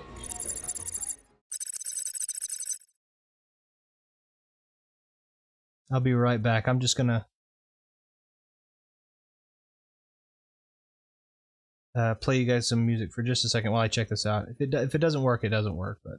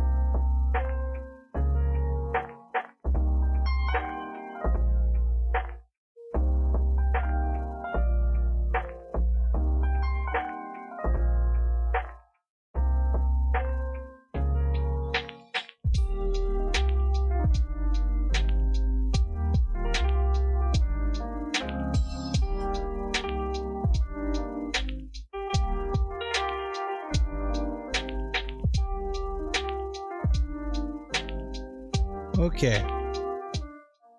So I did double check.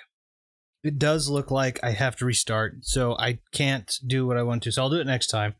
I paused the stream up so much. No worries. I see visions of the things to be. Goodness me, I did not sleep well, but here I am. I'm sorry you didn't sleep well, but welcome in, Viddy. I was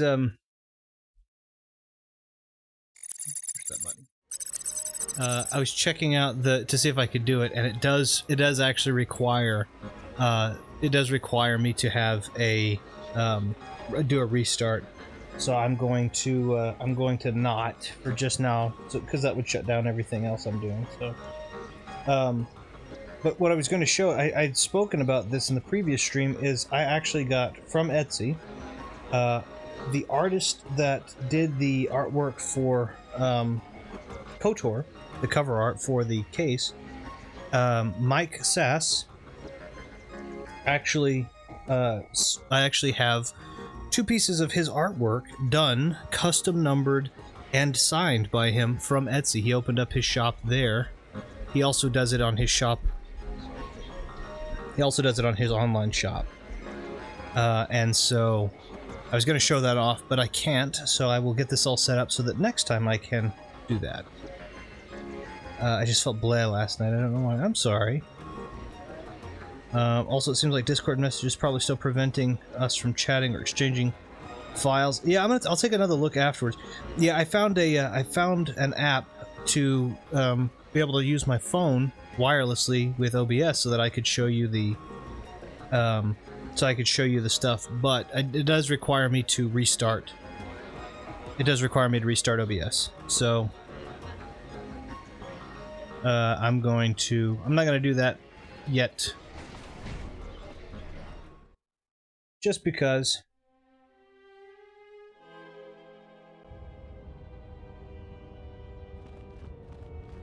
it would make me it would make it so I can't stream. Okay. So we're out of the cantina.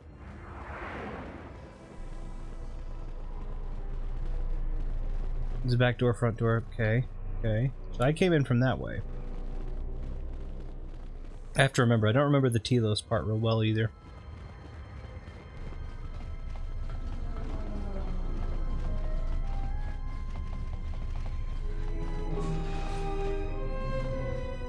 Okay.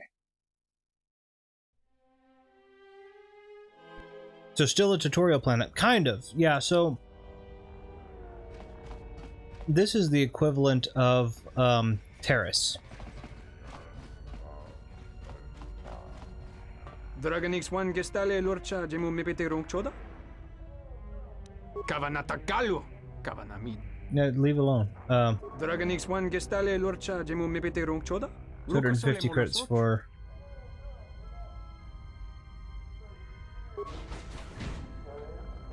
Well, he's really not happy with... Kavanatagalu. It's real hostile. Discussing the future pro wrestling career. You're Viddy the Crusher, and we're your bodyguards. Our team is Viddy and the Nations. Well, I'll need to visit a tutorial planet to train that career. It is crazy to believe, though. We're 3 people. This is something I wouldn't have thought of, you know, when I was younger. 3 people. Talking fairly, I mean, we're looking at the same gameplay, talking together, all on 3 separate continents, and we're not paying. Okay. This dock is off limits pending an ongoing TSF investigation. Move along. I'm gonna use this airlock. Ah, dang it. But yeah, it's something I wouldn't have thought of, especially back when you had to have the internet's a weird place, but it can be cool. Yeah, I agree. Not I. You could be cool too. You know, who knows? I will admit, though, my small stature could never, if at all, lead to a real-life wrestling career. Just a wrestling video game, if that counts.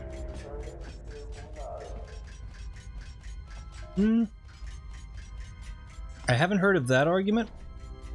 of the retro gaming thumbnails. I have heard the argument, obviously the Hogwarts argument, but then when it came to the newest argument that I was talking the other day, your cruiserweight division, that's why you, this too. I technically weigh in for heavyweight, so I'm okay with this.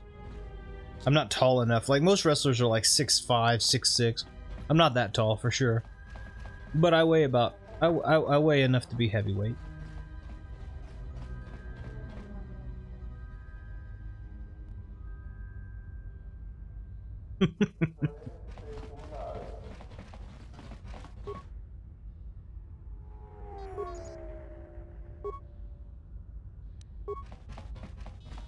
I gotta make sure that I'm activating those. That's the fast travel system here.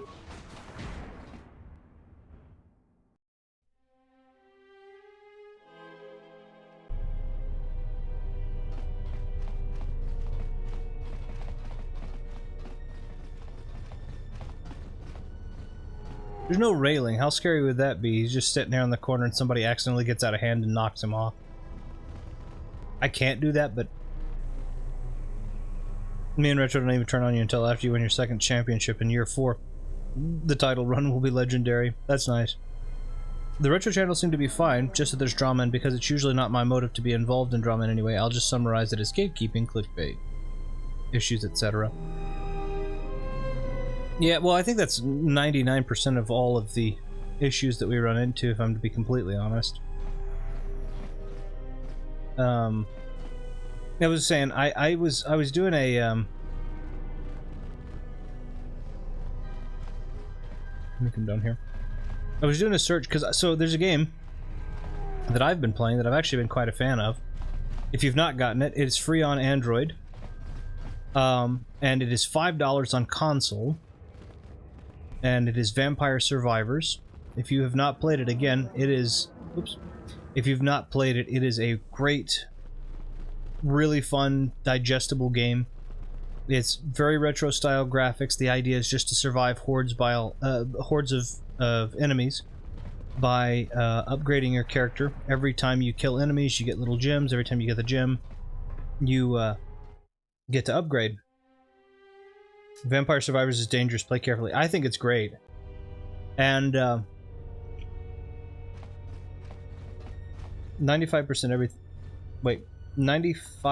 of everything is, I think the saying goes, okay. And that's regardless of the academic definition of memes, referenced in Metal Gear Solid 2 also. Yeah, that's true. Yeah, Vampire Survivors is great. But my biggest issue was I was looking it up.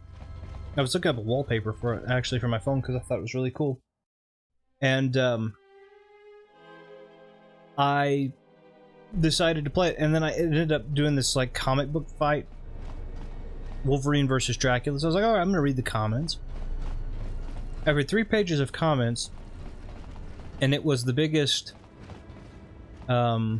Shoot, I gotta remember how to get around this thing. Where's the other? I'm looking for quick travel. There we go. I'm looking for quick travel terminals to activate so that I can cut down on some of the time.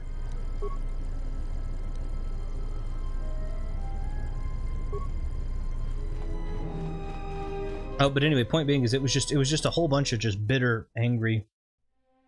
I take it Vampire Survivors is not part of the Vampire Masquerade universe. No, Vampire Masquerade is part of World of Darkness.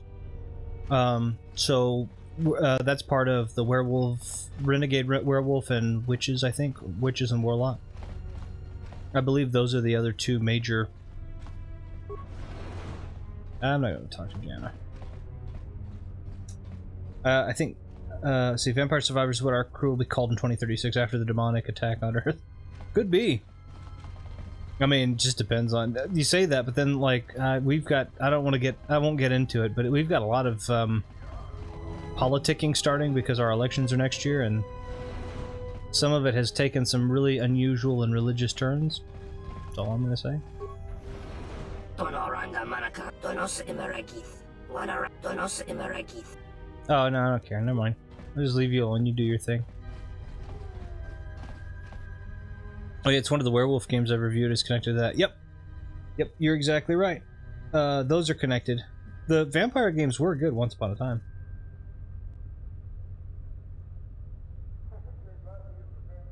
I wonder if there's ever a debate, vampires or werewolves, which are better? Oh yeah, constantly.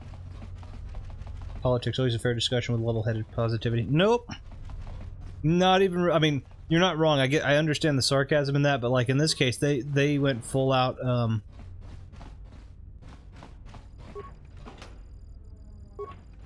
and it's gotten really religious. Hey, what are you doing in my apartment? Oh, sorry. Looked like you were doing more than... Figured what? You just break into my apartment and take... Yeah, I thought so. Get out. Why not? You didn't seem to have a problem. Oh, that's what I thought, yeah. Here, I'm gonna put that back.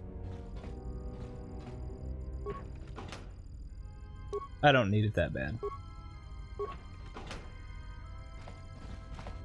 You again? Did... I put it back. Okay. Humanity is, anyways, yep. To the debate of werewolves versus vampires? Vampires are better.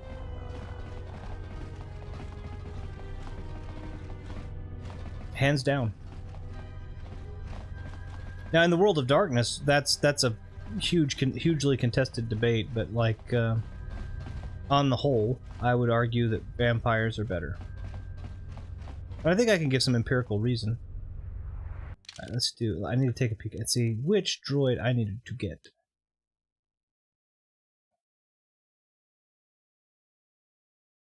My next one says I was like a werewolf due to the hair, but yeah, vampires win.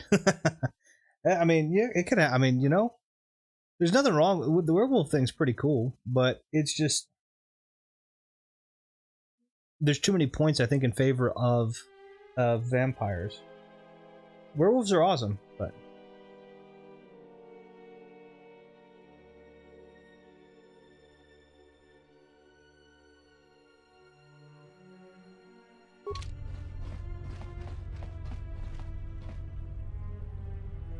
World of Darkness connections to Mother Nature for... Yeah!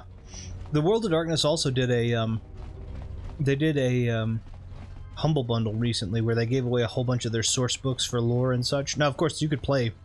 If you're a D&D fan... I didn't read what I was supposed to do.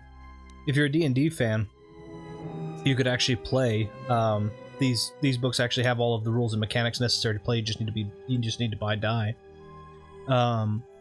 But if not, it's got a ton of lore and such, which is really, really cool. You have agreed to help Chotahabad, leader of the Ithorians, delivering a valuable droid intelligence from Bay 2 of Dock Module 126. Okay, I was there, but I didn't think I picked the thing up. So I need to go to the shuttle bay elevator, which is over here. I don't understand. Also, I know what the... Like, I can read Arabesh, and I don't... Like, that says 2. That's fine.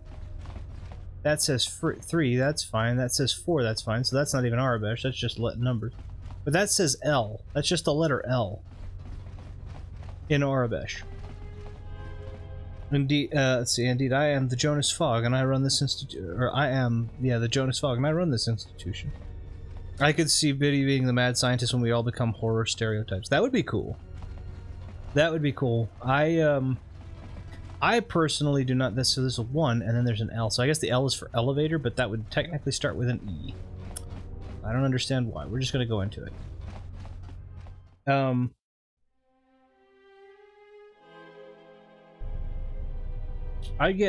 don't understand why. But Anna had always... I guess I kind of understand why, but I won't go into it. But Anna has always called me her vampire. I don't understand why I don't have long canines or anything like that. I understand to some extent, I guess, but I don't have like long canines and I don't drink blood or anything like that. So, but that's what she does. And then she's adopted this new name that she really likes called Sugar Fangs, that she started to call me. And it's really cute when she says it, so I let her get away with it, but... Her vampire. My boy Retro is into biting, I see. Honestly, I don't think I really have bitten her. But, you know, you never know. I'm not opposed to it. This is even like this is even since this was even since before we were married and any of that had happened though. Like this is back to this is back even before that. So, but yeah, I mean maybe could be.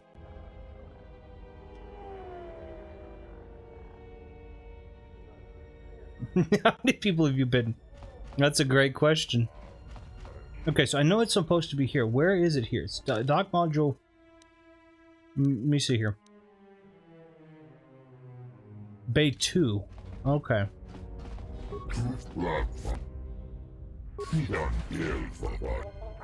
That's why I screwed up. I didn't pay attention. I've had to bite people to get them into my collab. I don't know about that. I think people like to be a part of the collab. I tried, and I'm just trying to send stuff to you. And that hasn't panned out well, but I'll keep working on it.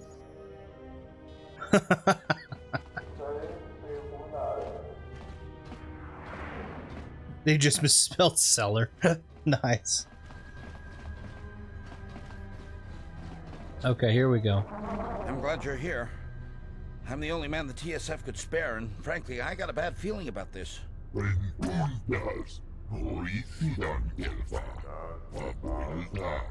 Excuse me, Master, but it seems we have some additional visitors. Is that Jana?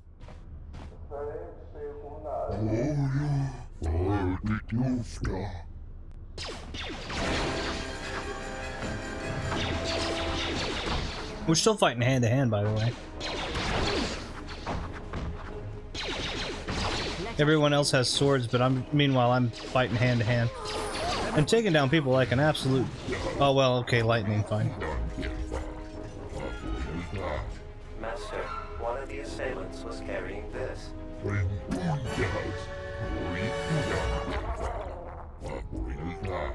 Actually, Master, it appears that it has a number of illegal modifications. I'm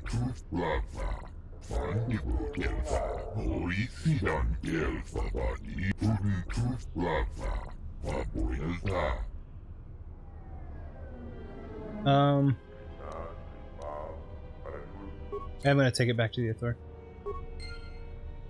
Let's take some of these. I got a modified holdout blaster too. That's what Han Solo carries. He carries a modified DL-44 holdout. Okay. Let's get, do I have weapons to give to my people? Because Lieutenant Gren's done me no good. Oh, I've got one modified holdout, but I'm gonna give it to the guy that shoots guns well. That's what someone with a cellar full of bitten people would say. Nice. Yes. Okay. You coming with me, droid? Wait. Droid, you... I will trust your judgment. Oh, okay. Thank goodness. I was gonna run the whole way to the Ithorian compound, and then he wasn't gonna be behind me, and I was gonna be mad.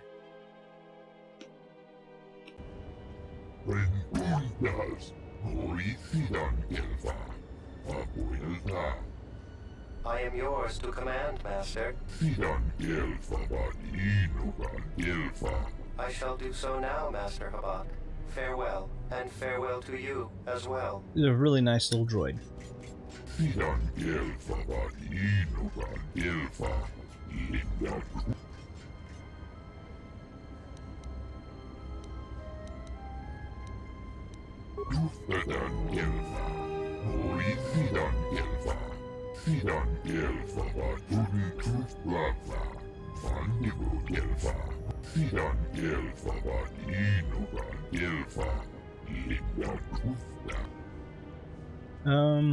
Can I just go to the... I just want to go to the... Sheesh.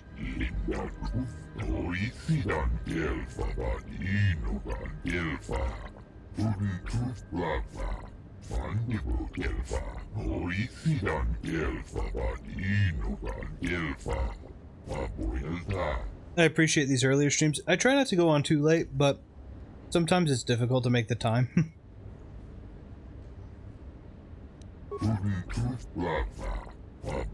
Well, I do I'm glad that you do appreciate them, though. Yeah, around where you are, it should be closer to like 10 at this point, I think. Unarmed accuracy gloves. Okay, I'll wear those because I'm unarmed. I need to be accurate. This is the part where I'm just trying to kind of like go through and get... We'll do that right there. Well, it's just as well I've not slept in again. So is your time zone, Vidi, that I have 9:43? Yeah. I would say, I think, Vidi, it's your time zone that I have the most trouble keeping track of with mine. I can't remember what the difference is between us. I think...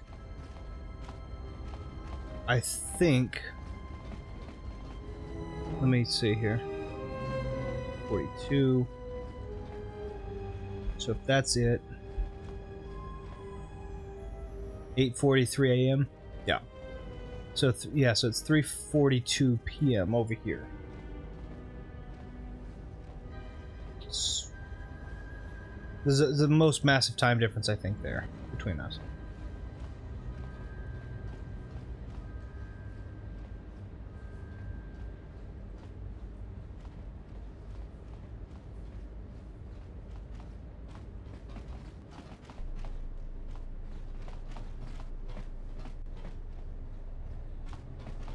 I was going to say, I think that puts... What's the difference between 17 hours? Would that be?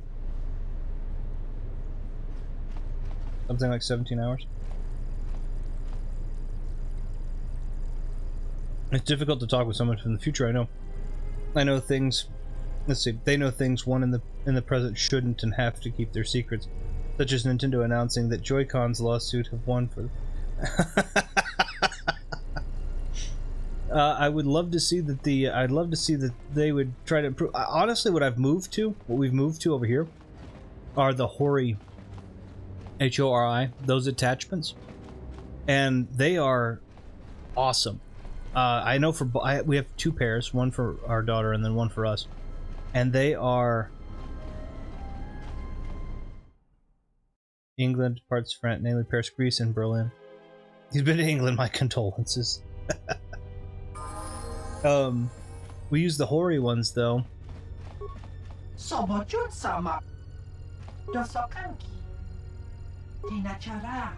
Let's see. Okay, I'm gonna go to the cantina. I can't actually fight him and kill him, but the door still won't open. I would like to go to England, if anything, just to see you guys. Like to revisit England, I meant to say. I would love to see you guys too, but I'd have to visit you in England. I'm actually Mexican and live in Thailand. Yeah, I do not live in England. I am a 6-hour time zone difference from there.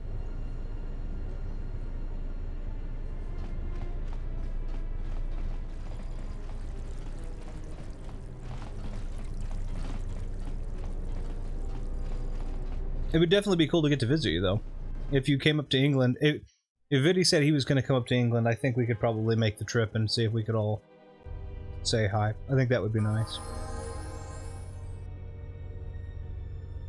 Okay, I gotta remember where I'm going. I've got to go down the elevator, back to the cantina, and then I gotta find Luxa.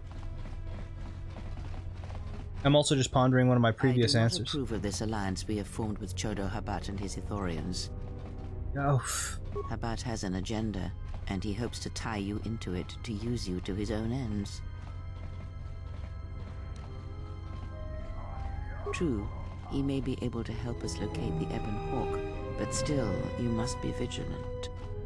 She never likes any of the things that you're going to do, but she does make a good point, and I'll point it out when we go to Nar Shaddaa.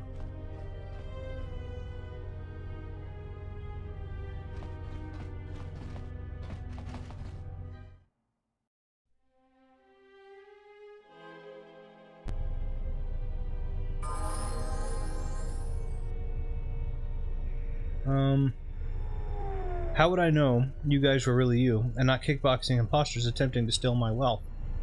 Well, the ultimate answer to that, Ash, is you wouldn't. That's where trust comes in. And then I take your wealth. No, I'm just teasing. Vidi.exe has stopped crashing. Don't know. No. I'm not interested in taking anybody's wealth. If I'm going to make that kind of a trip to go to see somebody, that's what. That doesn't work for me.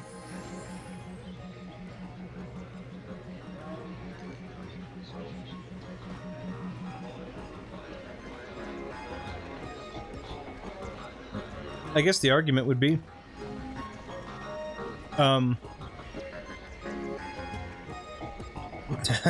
we have to quote, but the problem is he won't quote Jasmine. He's gonna be like, no.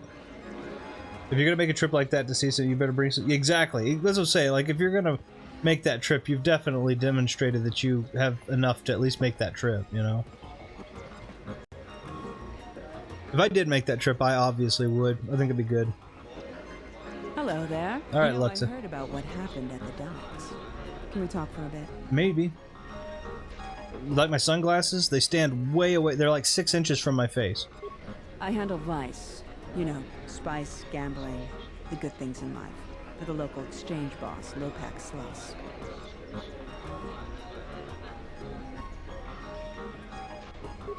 Don't worry, I won't make a move on you. That Squid and I don't see eye to eye on a lot of things. You being one of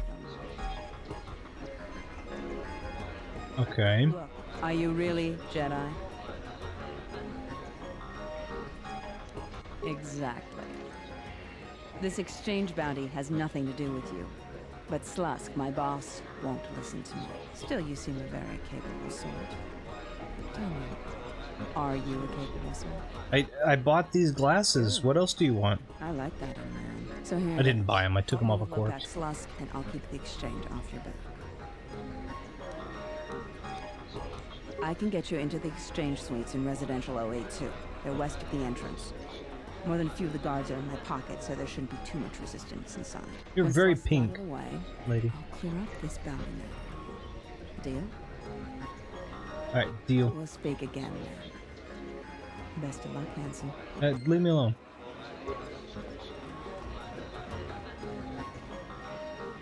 Let me get caught up here.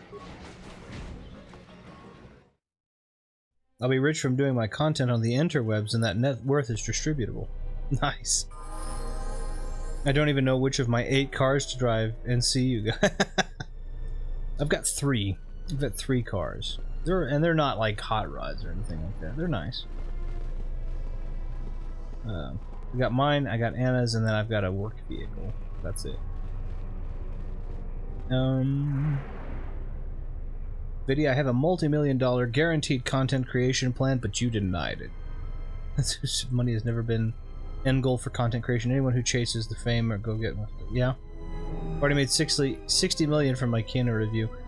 Again, I think that's a remarkable review. I do think... So here's my thing. And I've said this before. I agree with you, Viddy. I don't think that money should ever be the end goal. Whoops. I don't think that money should ever be the end goal. Obviously, if somebody is able to make money, then I think 3 cars. Be careful your $100 bills aren't falling out of those pockets there. Yeah, well, I had Anna had her car, and then I had a Chevrolet Sonic. You let me in?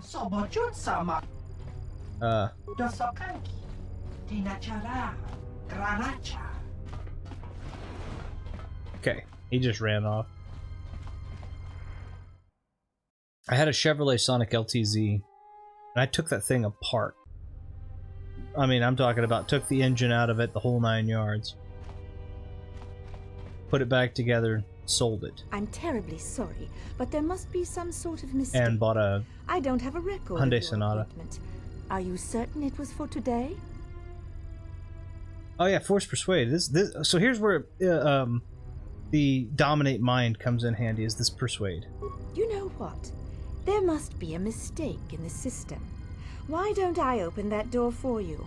What was your name? Excuse me, Lopak Slusk's appointment has arrived. Please open the inner door. Why did you ask? Have a good day. Why did you ask me my name if you only said my... Okay, whatever. A couple of channels that inspired me personally to start doing my YouTube have kind of chased numbers a bit too much. And as I personally care for those people, I am a little worried about them. I was quoting a song, I think? I think that when you get too enveloped in the numbers and you lose touch with with who you're talking... So, like I said, money gets spent, it'll come back. If I spend $1, I'll make $1. If I spend, that'll happen.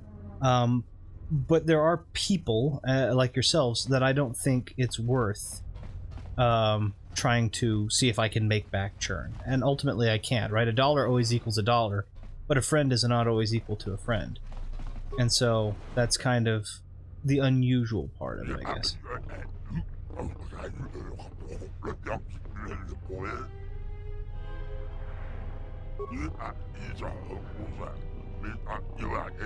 Well, okay, this is not...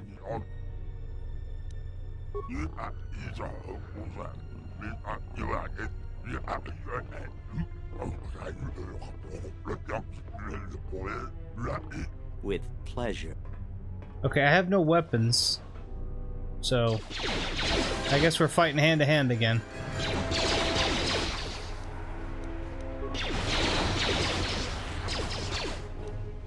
Let's use this real quick. I don't have... I can just use it, right? Yep, I can. This shall not stop us for long. We're just gonna punch him. It'd be real nice if I got a weapon, my weapons back, though. I know they're in the TSA thing, but...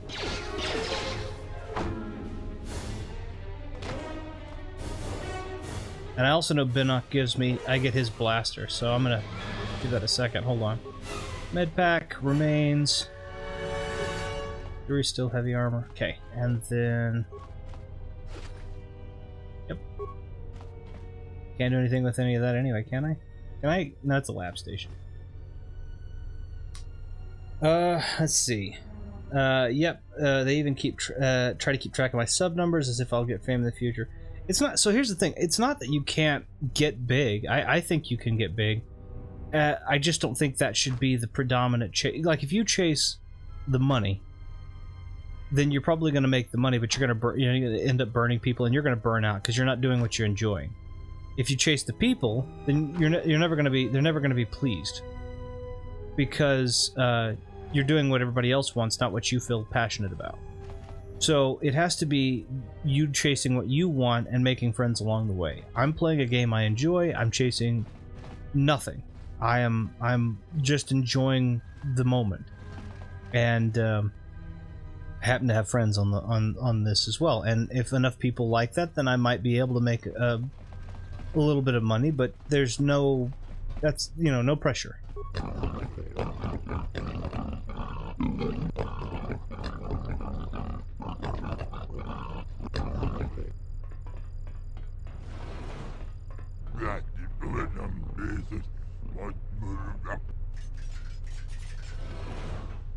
Okay, hold on. I do know that I can change... Oh, Atten's only medium armor, isn't he? Okay, so I've got him at that. Which is better? Binnock's blaster? 1 to 4 ion, 1 through 8. What is that modified one? 1 through 4, 23. Critical at 19, 20 times 2. 20, 20 times 2. Oh, it's a balanced weapon. Nice. Okay, so if it's a balanced weapon, well, yeah, if it's a balanced weapon, I'll just give him the other one too. Okay, lightning. Real quick, I'm gonna get caught up, I promise, but here in just a second, I gotta take these droids out.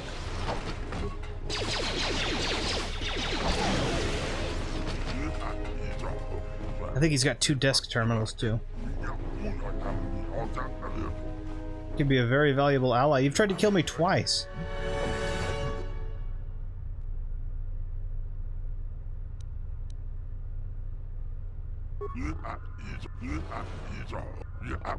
Oh, there's Lux. Okay. I may have had a hand in this, yes.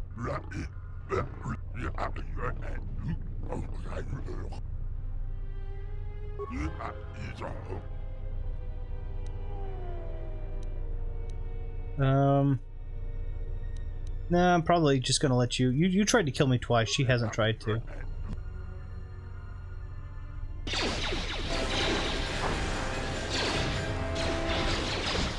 Hold on, wait a minute. That's all wrapped up. I've got to thank you for your... Oh, okay, they're on my team. Thank goodness.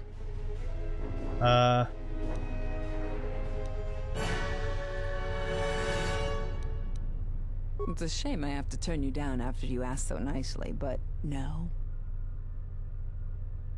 Slusk's dead, but Goto's still my boss. Okay. I'm shipping you to Nar Shaddaa, dead or alive. I know who You don't wanna Goto is. defend yourself. That's your choice. Okay. Well, they're not on my team anymore, I guess.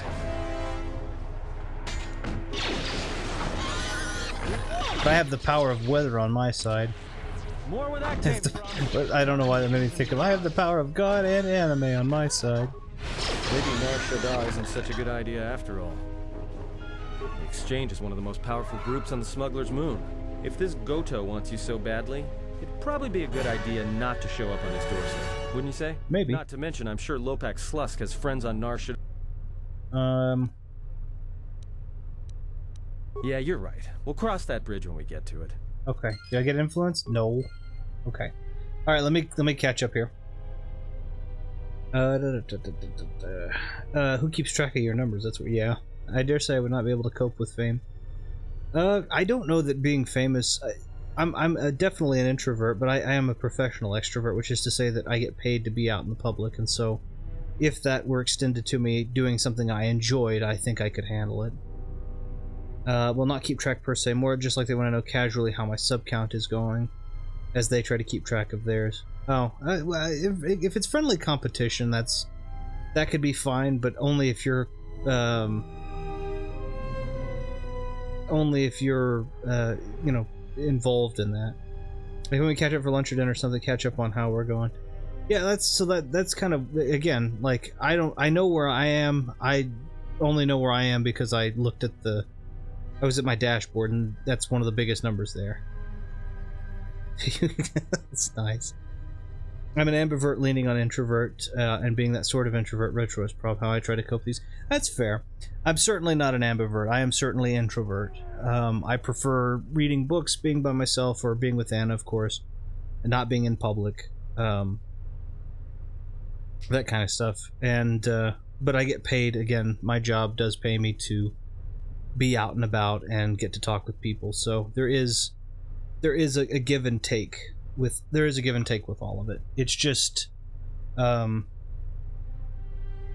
it's like, again, it's just there's no point in, I think fame is something I could handle, because there would be moments of privacy, there would be moments of, like, I don't have any. I think the biggest problems with fame are that you lose privacy when you go out in public. Which is fine, because when you're in public, or at least for me, I don't have a reasonable... It wouldn't be reasonable for me to have an expectation of privacy if I'm in public. But my privacy is still my privacy. I'm still, you know, doing my own thing. So I think I would be okay with fame. But it's not something I crave. It's not something I'm incredibly excited about.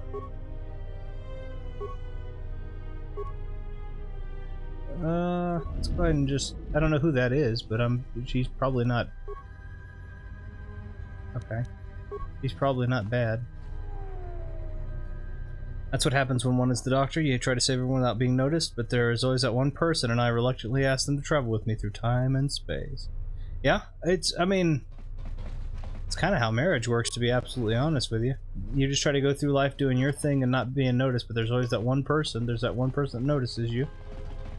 And that's the person you ask to be your companion through all of time and space. I would argue that that's a really good way to summarize that. I know it's a Doctor Who reference, but also I think that's a really good way to do it. Welcome back, Ash. Sorry, I was taking... Is she gonna get scared? Please don't kill me. I'm only doing my job. Yeah, she is. Tell her to leave, that way she's not... There. I wasn't gonna kill her anyway. We just took down an entire crime syndicate. We took down the whole thing. Must have been vampires. Did Buffy take me out? Nice. Take them out. I was gonna say, you put me in there. Was that a Freudian slip, or? Okay.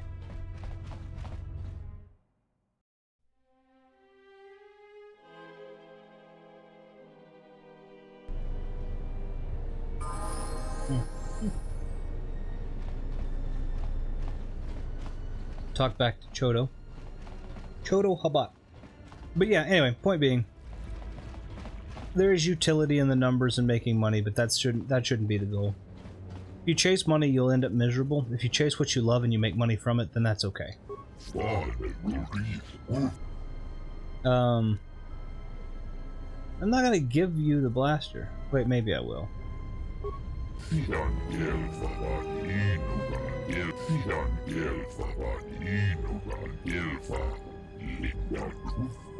Oh, it came from a lightsaber. Oh, what is it? Okay.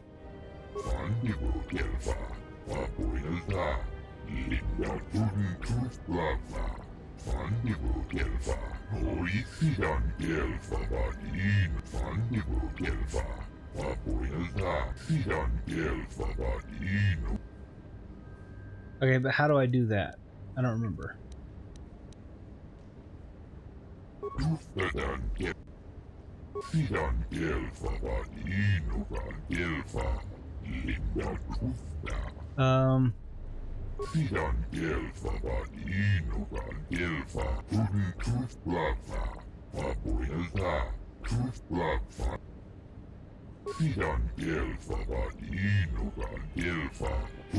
Is that the one I talked to earlier?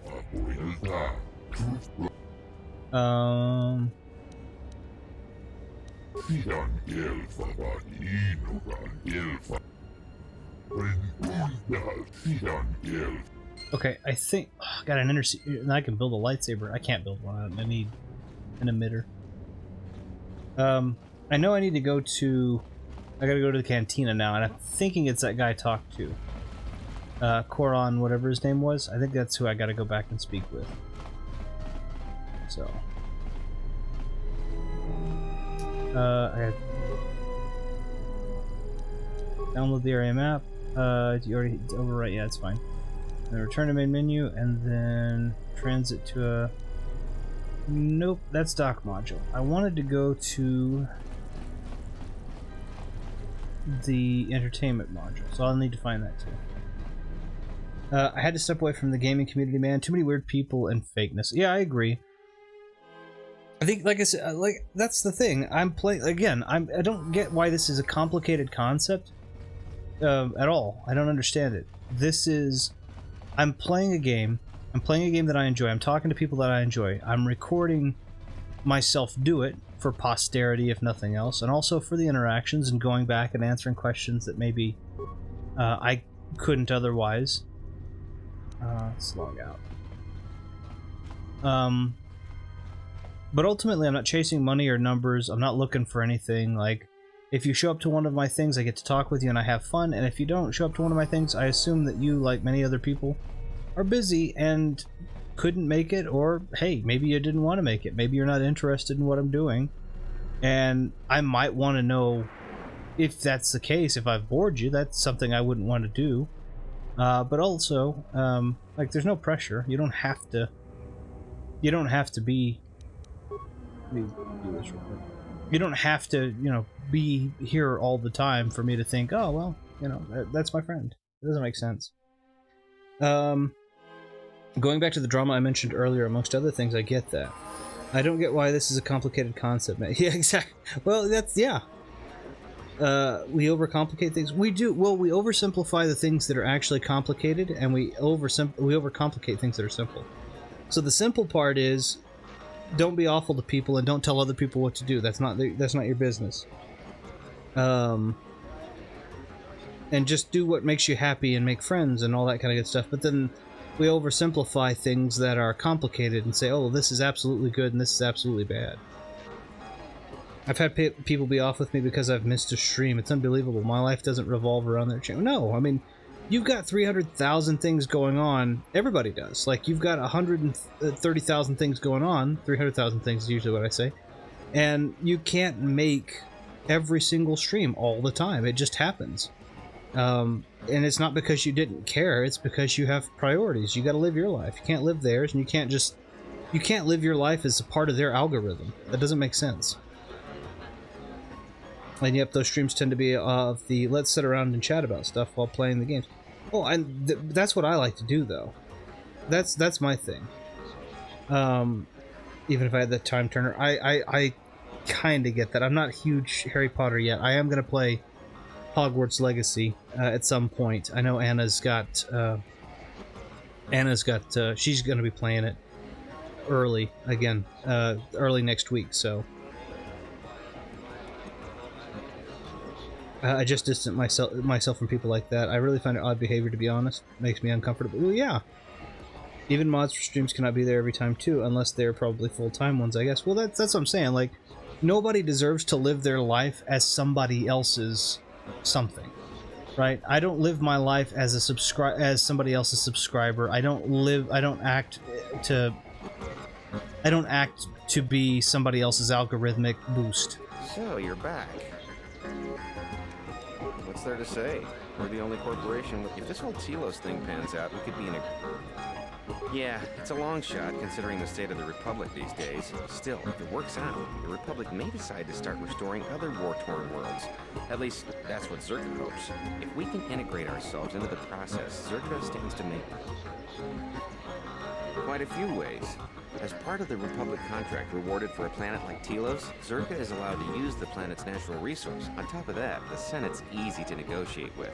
They're liberal with the amounts of credits they throw around, even with the Republic being a... And, of course, new planets mean new markets for Zerka products. All in all, Jana Lorsa. What would you know about it anyways? You didn't claw your way through the massive faceless Zerka employees to finally be rewarded with a meaningful posting, only to have it taken away by... She's got her hands in two... What? Okay, so I think this is the guy I wanted to... Yeah. Wait, are you talking about accessing the mainframe? The Zerka mainframe? Well, I am sure there are a dozen sorts of dirt on Lorso. Means you can't get in remotely. You've got to actually be in front of the mainframe to access. This is a joke, right? You're CSD, aren't you? Loyalty test? Nope. You know, this is serious. Alright, other than Jana I like that. B-44 has free access to the mainframe. He's a protocol droid. If you control Right, whatever. You could use B-44... I like that I caught him on a technicality and that makes him angry. Nearly all the Zerka technicians are planet-side these days, working the recovery zones we've taken from. We've contracted out the maintenance for the office's protocol and utility droids. The guy Chano lives in... If you had his credentials, B-44 would leave with you... Okay, sweet. I think I remember this. Let me catch back up. Retro pays me £85 an hour to be here, and that's great. Do I want to race? You bet I do. It's good pay for now. That would be darn good pay. I wish I could pay something like that to people that are... But it's, again, that's the other piece too, is that changes the, even that changes the dynamic from friend to employee. Not that those two things can't coexist, but they are more difficult. Does he get £85? He is laughing. Does he get £85 an hour? I like that. I've had to distance myself from some people in the gaming interwebs, especially kind of recently. People have gotten more malicious recently. I get 0. It's like I'm doing voluntary work. You'll be better off, but yeah, I agree. I think that's a wise way to go about it. Well, having done admin-based voluntary work, one of which has led to a part-time job, I concur. I also kind of miss my voluntary work days, and I'm hoping in the near future I'll get stuff like that again. Nice. I think here's my opinion, and I don't know what you guys do for a living. Outside of this, I don't know how you make your living or any of that, and that's none of my business. So if that's something you don't want to share, then that's okay. But ultimately, I do want to be very clear, I don't think that there is any problem with making content or making whatever it is that you want to make and then profiting from that. I actually don't think there's anything wrong with that.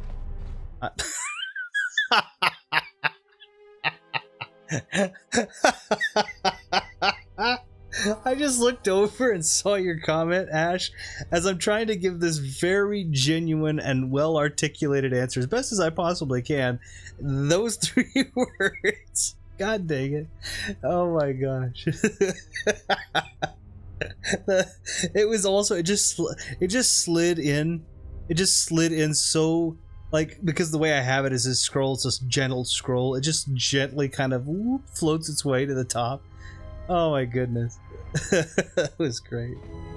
Oh, I felt like employment consultants frowned upon voluntary work in the past, and I didn't even want to bring it up. Now I find nothing wrong with it. And that's fair. There's an evolution that has to occur within us to figure out what we do and don't feel like being a part of. I'm the doctor. That's my job. Ash almost broke Retro again. That was great. It just slid in. It's almost got fired for the job. She was drunk. It wasn't even me. I have this, like, it's kind of a gentle scroll that comes in, and so it just kind of gently floated up those 3 words as I'm talking, and like I said, it's the moment I'm just giving this really kind of it's over this way. I'm giving this actual meaning, this heartfelt thing, and then all of a sudden it's like, see, I'm a stripper. And I was like, oh, okay, well, yeah, I mean, there's no shame, do what you need to do, but my goodness, that caught me off guard. Okay, hold on. Where was he at? He was in 82? Because this one's mine, right? Yeah, that one's mine. So he's in 2. Good lord. What I was saying is I don't think there's any problem in making something. That's the nature of entrepreneurship. Making something that you believe is monetizable.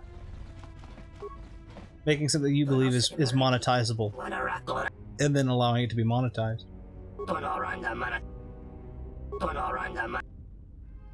I love it. Okay, fine.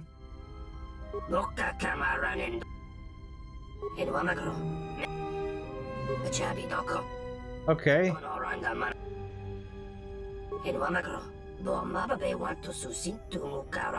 How much money do you need? I don't.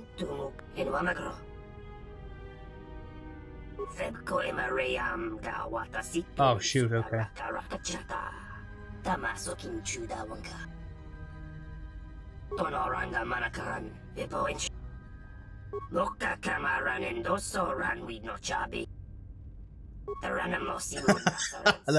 I've never done that interaction. That's really good. Oh shoot, I have to give him 2,500 credits? How many credits do I have? Hold on. What? Okay, that's not as bad. That's not as bad as I thought. I'll go sell some stuff you can have. I'm gonna make it back in. I don't need everything anyway. Okay. It's kind of like running the Justice for Vidi running gag on Hape's Resident Evil stream over a year ago. Now, just the scrolling was well timed and funny even right. Yeah, that was, and I think that got clipped, but it was really funny. Someone commented on a very old review of mine, Warcraft 2, and said, "Interesting channel subbed. Who can I trust these days?" I do know that if you are looking at analytics, and again, I'm not saying that you have to, but I do know that if you're looking at analytics, it will tell you. And they publicly sub too. I've realized that there are also plugins so that if someone and I'll explain why I do this. If somebody privately subs, you can still see who it was. And the reason I did that is I don't mind it generally, but I've gotten a lot of bot subbers. I actually had 15 or 16 bot subbers, and I was like, I need to know who this is, and obviously they're not going to do it publicly. So I had to go back and trace all the channels and, you know, get that they were on, because I was at like 151 subscribers, I think, at one point, and a good portion of those were bots, and I was like, I don't want that. I don't want random bots here. So now I'm like 140 something, but it doesn't matter. I just don't like the fakeness, man, of the lies, to be honest. I think that makes sense. Again, it's okay to have numbers, and it's okay to want to be able to monetize what you love, but don't try to make money the predominant. Don't try to make that the driving force. Like, that's what my opinion would be. Where's the here? Hold on, let's do this. Transit to another module. Let's go to Entertainment Module 081. It feels like a fair few bots sub to or comment to my stuff, especially when I used to do a podcast. Yeah, podcasts are popular. There's a lot of "you're great, man," without even seeing what you do. It's so weird. A lot. Well, that's the thing too. We cultivated this like sub for sub thing mentality, and this is an old thing. This is not new, but it's the sub for sub mentality. And so, if somebody came in and gives you this positive reinforcement, then they expect that you're going to have a positive interaction. Like, oh, I subbed to you. I had a guy, I can't remember the name. Actually, you know what? No, I remember the name. I'm not gonna say it because I do believe it's a real person, and I believe it's a young person, and I don't think it's fair for me to do that. But I had one guy that was on my channel that was really adamant about becoming. He was very positive in the way that he talked about my stuff, but he was very rarely even there to critique it. And but he kept wanting to be for me to sub to his channel and to be a mod on mine, and I politely was just like, no, I'm good, you know, I've got enough mods right now. And then he just stopped showing up.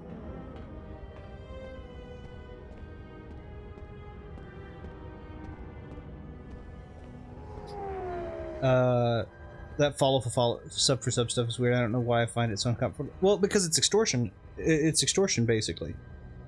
It's manipulation at the least and extortion at the most. Because the idea of it is, I did something for you, now you're owed, now you're indebted to me to do something.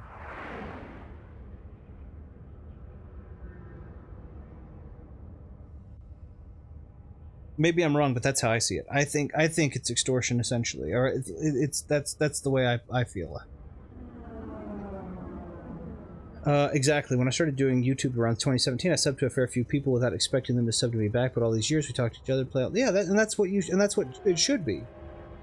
That's the way it should be. You sub to things that you're interested in, people that you're interested in, and you don't expect to get a subscribe. I mean, look at these people that have millions of subs that you may be interested in. How often is it that they're going to sub back to you? I'm not. Let's say you're a Markiplier or a PewDiePie or a JonTron. How many people are subbed to them? That they subbed back to. I mean, there's probably a fair few people in their swaths that they were like, oh, I'm gonna sub for sub. It's like, no, you're subbing to people that you're genuinely interested in. You're not expecting to get a sub back. So I will not give my opinion unless I watch or listen to the whole thing. It's too disingenuous. I don't disagree with that. I don't necessarily I think that sometimes there are things that have to be broken down. And so, for example, now for contents like yours, like the ones you guys have put out, they're all very digestible. But I will argue that I do give a preliminary for some of the, if I commentate on some of the large form stuff, you know, stuff that's an hour or two, I will generally give a preliminary and then go back and edit it if I feel like it loses its place in the last half. Because a 2-hour thing, assuming I'm doing 30-minute sessions, could take me 4 sessions, right? 4 days. So I might listen to the 30 minutes and be really invested and leave a preliminary, and then in, you know, the 4th day, it's like, oh, it really lost me, and then I edit it and add, well, you know, that's how I usually will do it, but I won't be dishonest. It's a small community as well, not like when the woo, I cannot cope with 1 million subs, who are all these people. Yeah, that's true. My responses can sometimes come across as quite simplistic or generic, but it's how I talk. If one of you, for example, approached me for a genuine critique on a video, I would send you a full reply. Well, that's the thing, too, is a lot of it is, I mean, honestly, I think you're a much better reviewer than I am. I'll try my hand at it at some point in time, of course, because we've talked about that, but I would argue that my critiques are fairly simple because I don't have a lot of, I don't have an understanding of how a better critique would look. You do a lot of solid work, honestly. That's what I have to say. I mean, you give something that I feel like is honest and genuine. You touch all of the key points. You showcase it in the gameplay footage. You know, so I think a lot of it's really good. I don't mean you can't respond without watching it all. I mean more of a. Oh yeah, no, that makes sense. I watched a 5-hour Doctor Who critique, but I couldn't do that in one go, only if I did. Yeah, and I was talking to Ash, too. I just finished up a lengthy Castlevania retrospective. It's 8 hours long. Well, your critiques for the showcase in 2021 were good. Well, I don't... A lot of times with critique, it's really difficult for me to say what a better version might look like. I might have... Whoops. I might have an opinion on something that I might like to see, but that doesn't necessarily mean that it's something that is lackluster in what it is. Hey, look at that heat map. Hold on, let me read this. What does this say? Dancing, dancing, drinking, live music. Telos Cantina. Okay, well, that's easy enough. That is not Arabesh, so I don't know what that says. Can't read it. So, yep, that's what that says. The top one says dancing, and the little one in between is dancing, drinking, live music, and then just says the Telos Cantina. Okay, fair enough.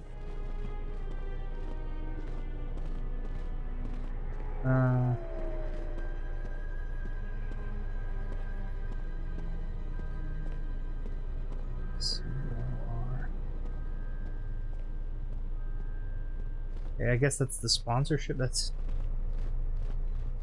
Did I get distracted? No, I was reading the Arabesh over here to the side. I was trying to read what this said. Let's see.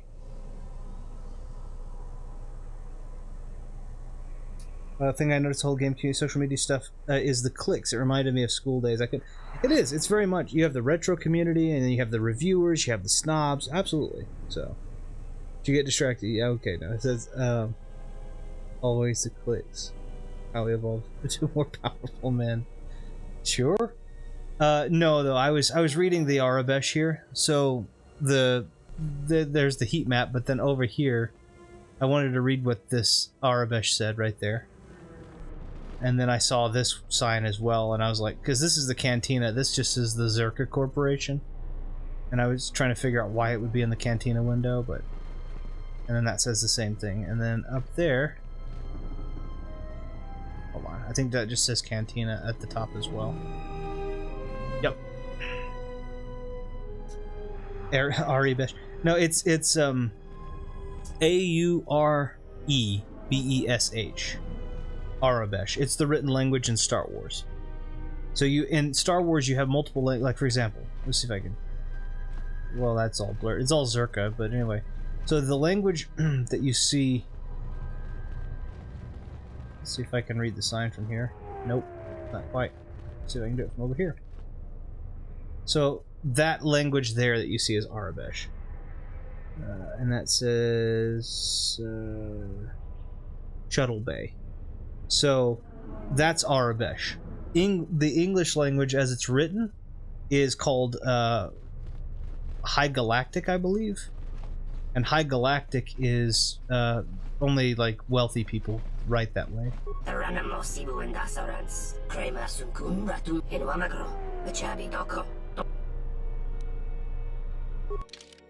Oh, wait.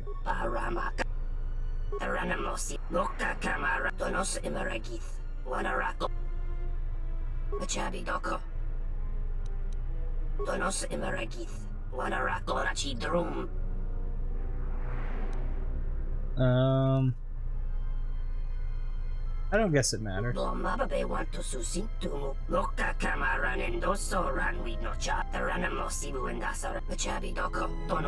I just need to sell 5,000 credits.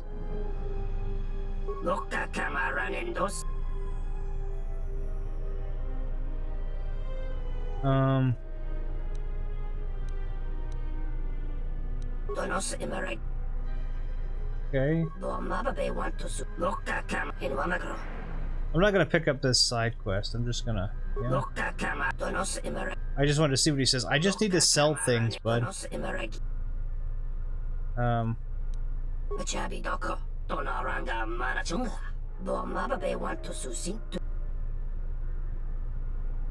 Okay.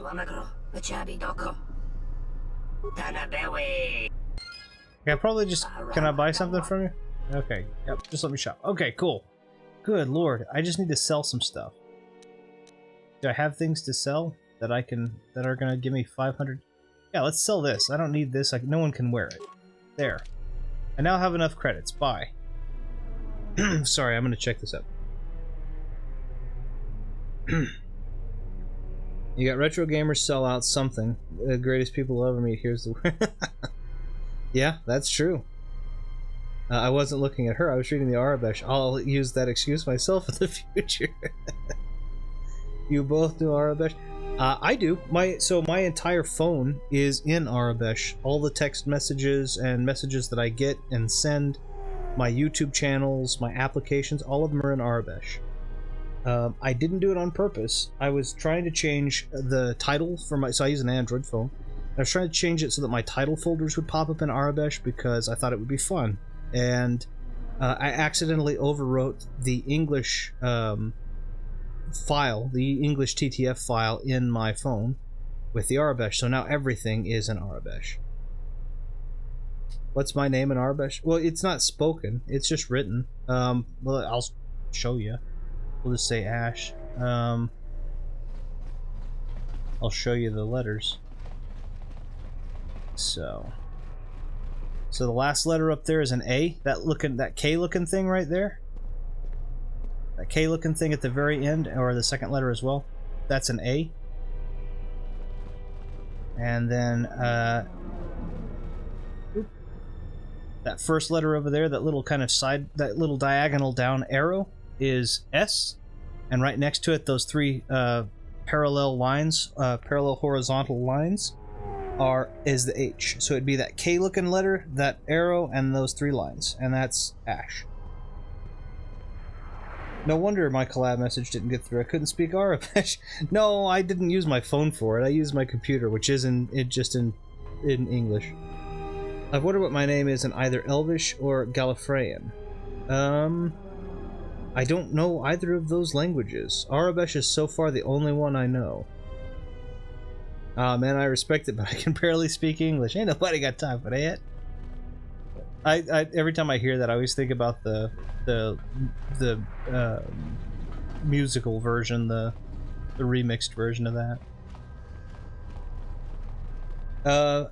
Yeah, I didn't do it on purpose, but then the fact that I did it created a necessity where I had to learn to read it, or I wasn't going to be able to navigate my phone, and now I can read it pretty quickly. Decently quickly. Obviously, you saw I still slow up a little bit, but not bad. Transit to another module. I need to go back to the residential module.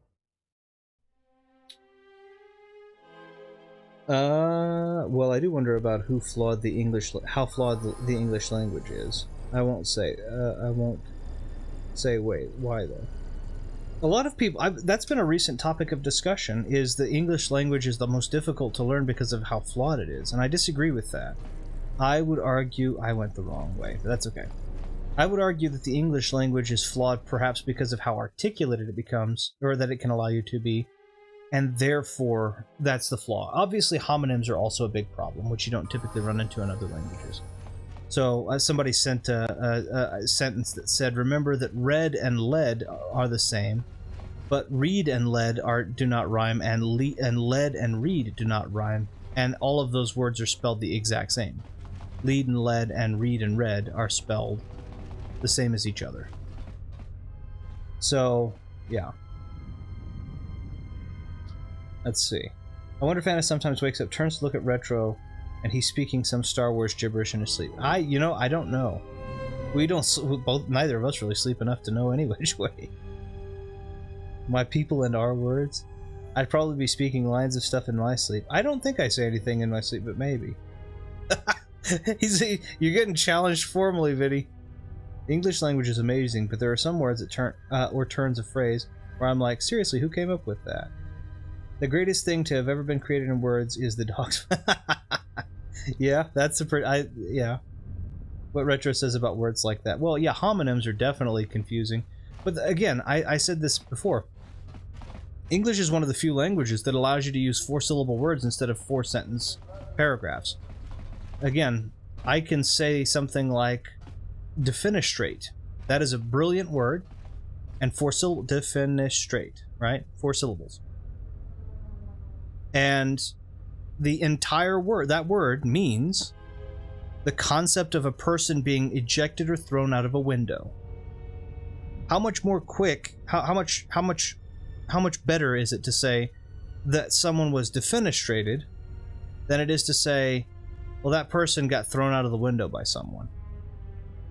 I guess I was able, they're both fairly concise, but I'm able to cut that down a little bit, and I kind of really love that. Portmanteau, right? The mashing up of two words to create a new singular hybridized word.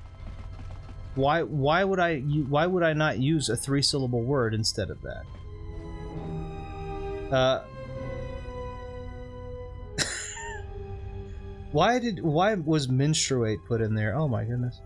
Yeah, those are words that, I mean, definitely cover very complicated concepts and processes.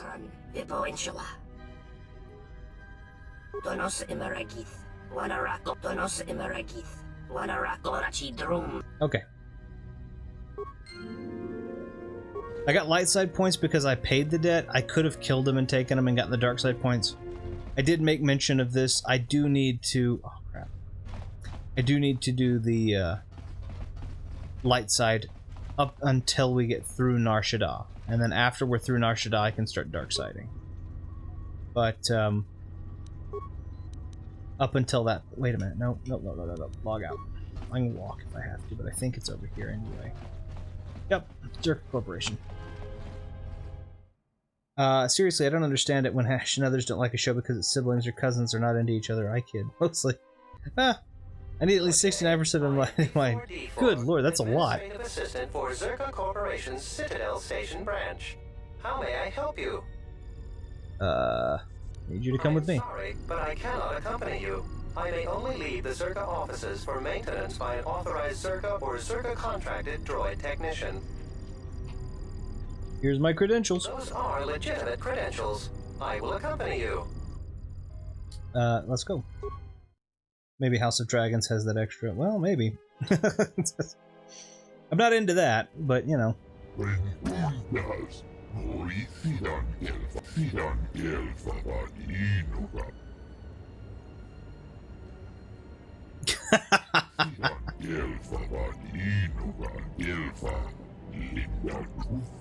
I mean, I would subscribe to support you, but I don't know that I would be super present in a lot of those conversations. Yeah, I do.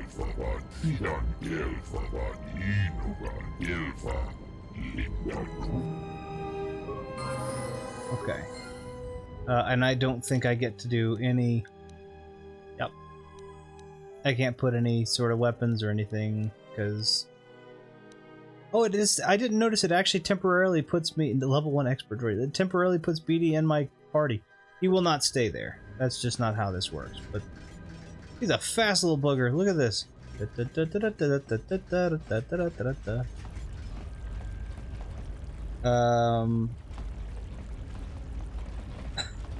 Did you you retracted your stuff? My goodness. Maybe it'll be about analysis of Game of Thrones and other media and how it's depicted. I hate that word. I've deleted. Yeah, I saw that. Who knows what YouTube will do if he looks like me. It's a very Peter Griffin walk, you know. What was the... I'm trying to think now. He eats the dehydrated food and then he takes a drink of water and he expands. Everybody leave. I have to poop. And it's just, you know, you're like, well, okay. My Dalek probably walks like this. Wait, do Daleks walk? No, they roll around. They roll around, man. Okay, who's this character? This is BD. What did I say? BD. B4D4. Good lord. Yeah, B4D4. He's a temporary companion that I get to use to infiltrate the Zerka offices. I'm looking to get dirt on the head lady, Jana Lorso. And there's one terminal in this whole place that does it, and you can't remote access the terminal. So I have to find a lot of mercenaries. I have to find the actual terminal and access it as her droid. There she is. I need the... Can I open the mainframe? Okay. Hello, B44. Is there something you need? Yeah. Oh? Why is that?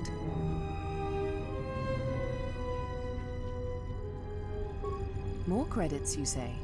That's news I wouldn't mind reporting to the Sector Executive Officer. Please, B44, access away. Okay. Oh, and again, first person sees through his eyes. He sees an orange. He's officially my second favorite Star Wars character. He's kind of cool. He's pretty cool. Cybermen could walk like that, though. Yeah. Retro, I've noticed you're one of the few in the community who pronounces Dalek correctly. Some say Dalek, as in Dale of Chippendale. No, yeah, Dalek is how I learned it. I don't.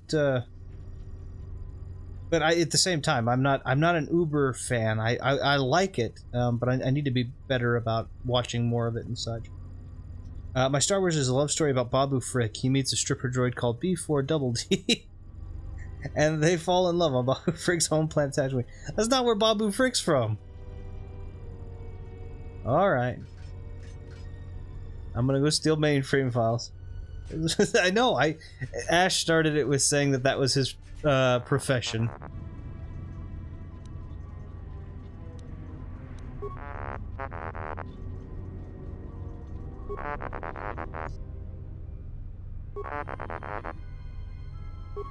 Okay.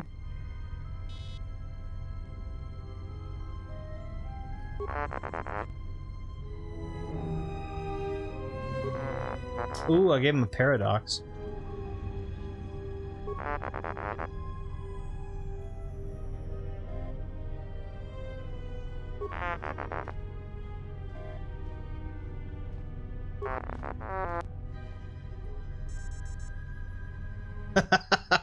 I like that.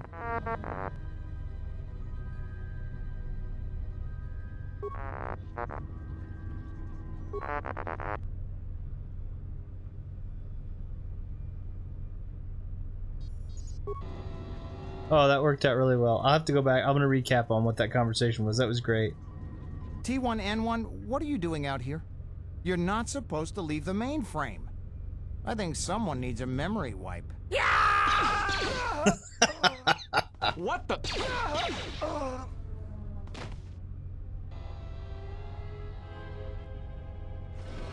Okay. Adventure you take on. 1 minute you're in a club with a drink, the next you're fighting for your life. Good lord. Mexico is just a short drive away from where I say short, it's a little over 12 hours, but then it takes 12 hours just to get through the state, so. Oop.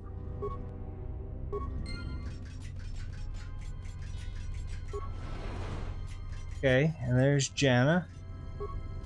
B44, I want you to pull up the maintenance records on that T1 unit. Find out the last time it was given a memory wipe and how it could have been outfitted with illegal weaponry. Let's see. I'll need green mushroom with 1-ups for that. Nice. In that case, I lose 1 life. Who's that droid? I love that droid. That was a T1 unit, and so I'll explain what that conversation I went through was, because it was a silent conversation. I'm not sure which one we're looking for, but he's making fun of my spelling errors. It's a disability you can watch remove. Oh man.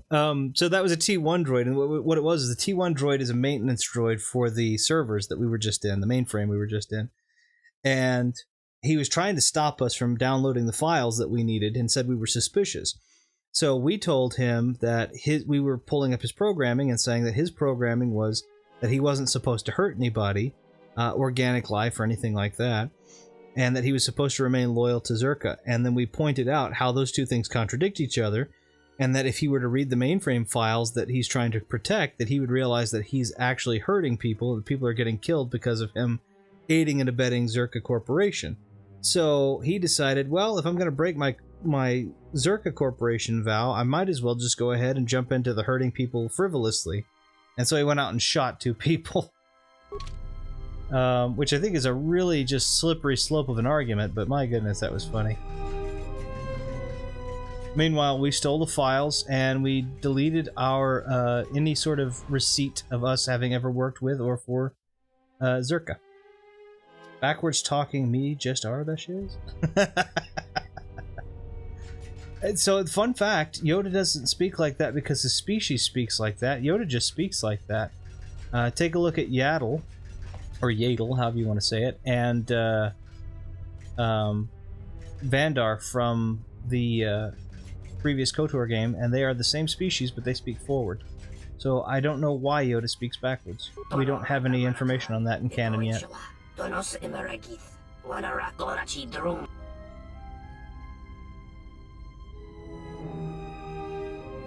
Donos Imaragith. Taranamosi Muendas. Boka Kamaran and Dosoran. In Wamagro. Boka Kamaran and Dosoran. Alright, well, I made 20 of my 2,500 credits back. Oh, and Ghost is online. I went to the wrong room. I didn't realize I could actually have that interaction. I always feel bad because I genuinely listen to what Retro says, but I speak so much in the chat, it looks like I ignore. No, not at all. Not at all. And not to mention, I mean, like, again, this isn't here to be. You're not stuck to adhere to any of you know, my rules or any of this. I mean, so long there are rules, obviously. They're just like, don't be awful to the other people in the chat and stuff like that. Like, they're pretty basic rules. And but other than that, I mean, do what you want. You're your own person. Yeah, don't spam random bot sites. That's a big one. Otherwise, speak your mind, have fun, enjoy, have conversation. I do wonder how much chat is devoted to either the game, what Retro is saying, or something else entirely. There's a pretty good distribution in that latter category, but that's perfectly okay. Perhaps our attention spans are ever decreasing as a result, and we're doomed to make YouTube shorts to get rich and famous. The only YouTube shorts I do are the card trick things, and that's only because it makes sense. A card trick takes, you know, 30 seconds. That's it. Is Ghost your secret lover? No, Ghost is Aaron. Ghost is the buddy that, if you've seen any of my, again, I don't make rules. I break rules. That's great. No, so Ghost is Aaron. If you have seen any of my videos before I did the streaming, there are 2 videos I did with him, I think. Only 2. The Lion King, he's the one that's playing the game, and for the most part, I mean, there's 7 of us in there at that time. And then the other one is Street 2, and he is one of the other 2. He's the one that says, who was in cover? Like, that's him.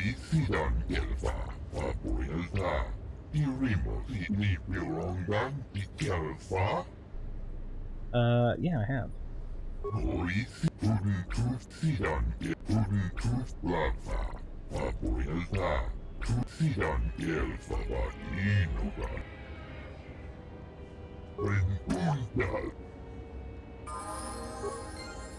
Alright, so now I'm back. Maybe I've returned. I was there in the first place.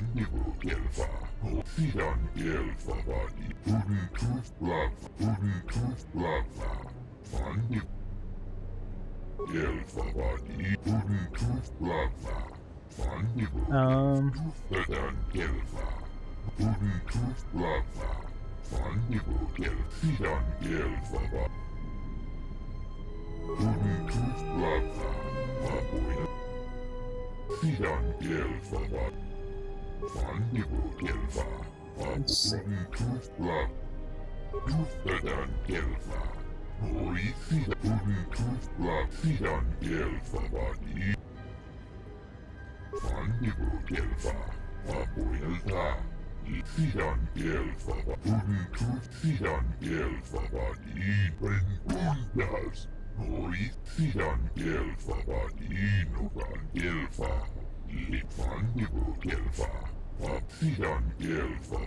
A lot of healing. I'm trying to read through here. Okay, let's try it. Go ahead.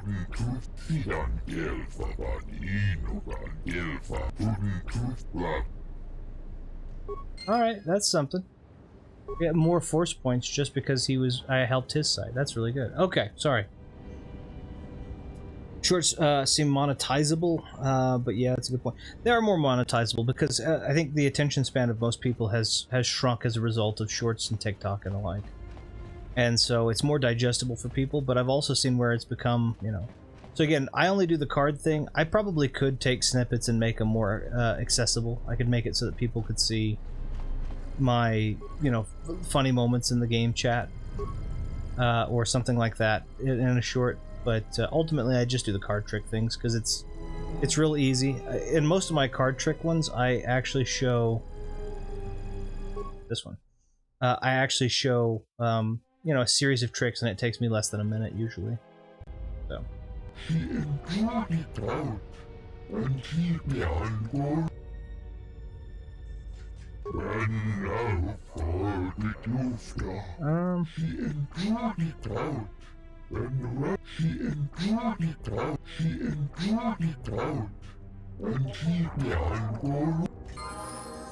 Okay, so I need to... Let me see if I can get my weapons back. Let me go back to the entertainment module and see if... I think they're locked up. Let me see here. Let me catch up.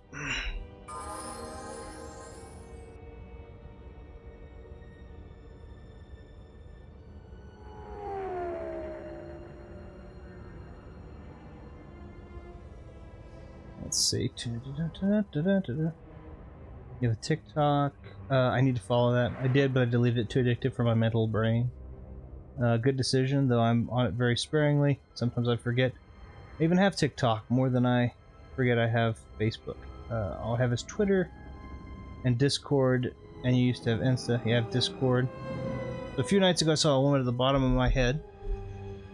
I know I'm all jokes, and but I'm being serious.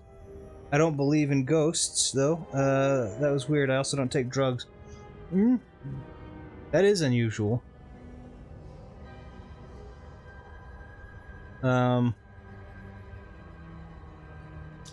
Was it a Ghost of Tsushima? That's a great game. So this is my thing. Oh man, now we're on another topic I love, right? Which is which is the belief systems of that which is not quantifiable. And I mean that by way of empiricism. Okay. The answer is my answer is, again, I'm not going to give you a fact because I can't, but I am going to tell you what I believe. How many credits do I have? Like 30? I have 86. I'm doing better than I thought. I need to, hold on really quickly. Let me figure out. I got to figure out where there was a locker that I thought I might be able to reclaim my stuff from. Another topic. Maybe Ghost has been talking in the chat for a time, and well, in a Shyamalan twist.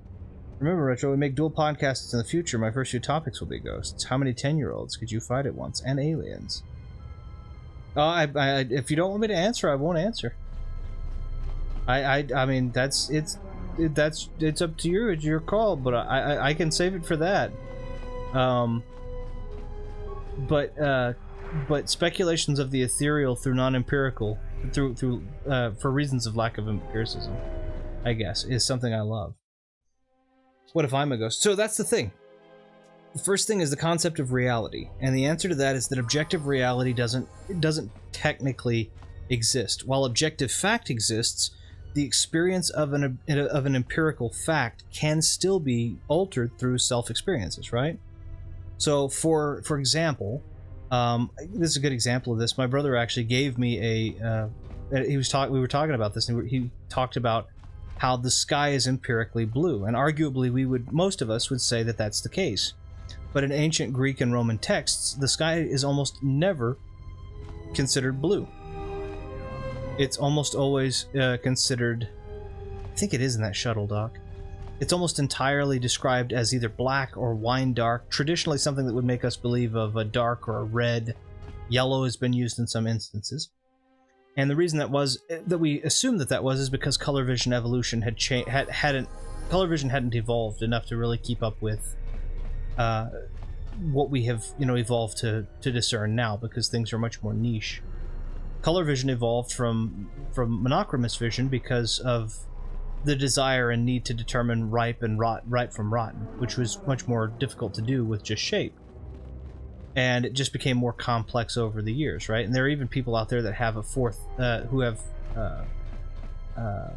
we have what would be considered a 3-cone and rod system for color. There are actually some people.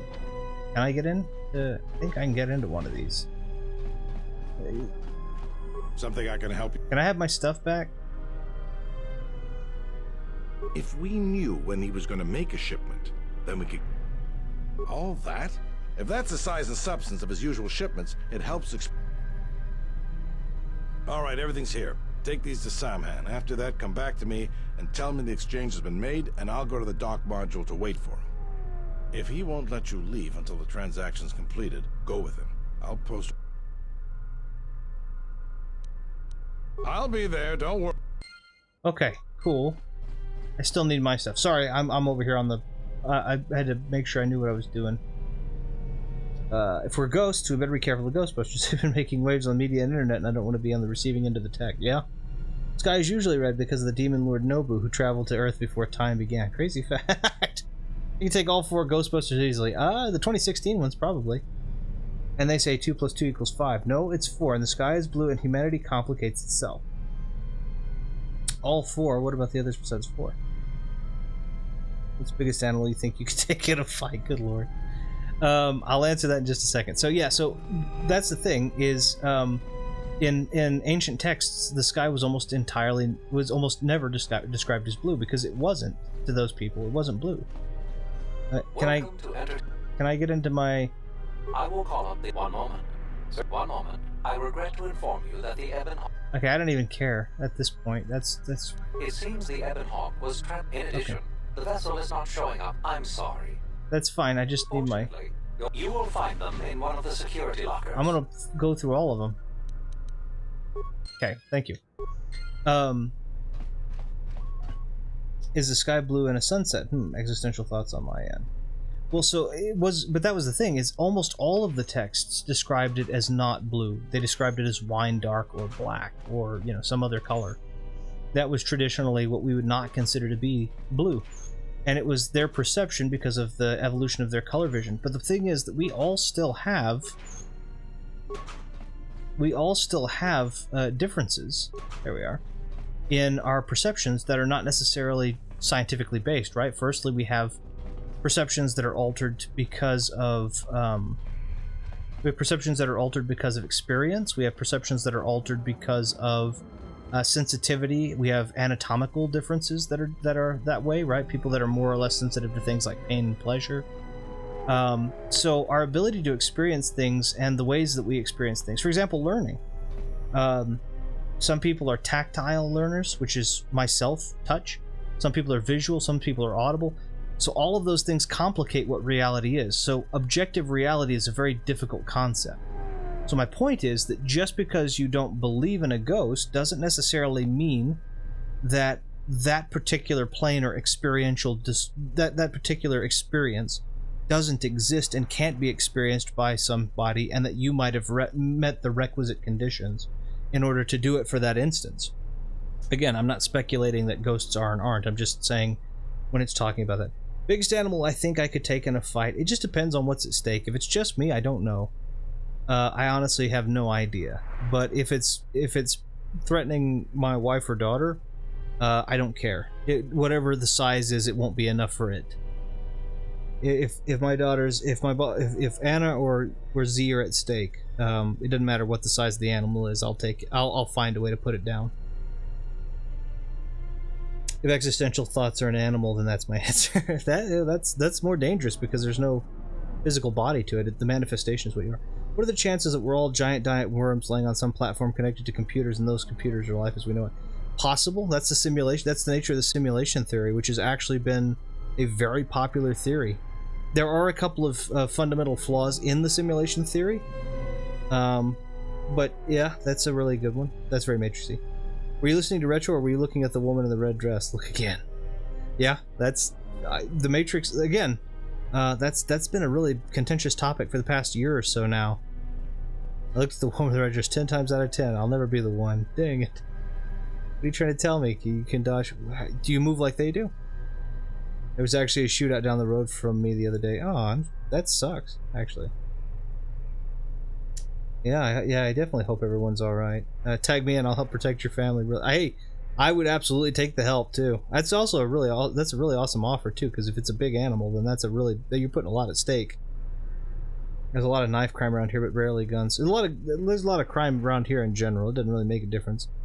We're wide open. You can carry a gun on your hip and not have to have a license for it. So Flaws in the simulation theory are the reason that Neo thought something was wrong with everything, possibly. Yep. I've heard more of knife crimes than gun crimes. Yeah, that leads into a contentious topic. Gun crime debate is a big deal in America, and in my state especially. But anyway, sorry. Anyway, my whole point.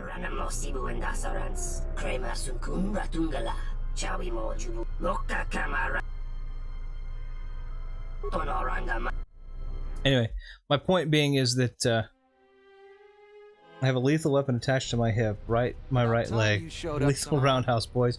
Roadhouse. You don't understand how it is with Zerka. The faster we get this loaded, the... Stop right there. You're all under arrest and your possessions will be seized as evidence. That's enough, Samhan. Don't bother protesting your innocence. We know all about your business thanks to our friend here. Don't go ratting me out.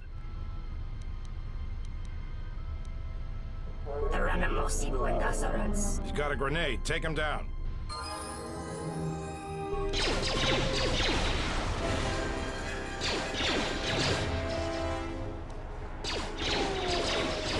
Was that his one grenade?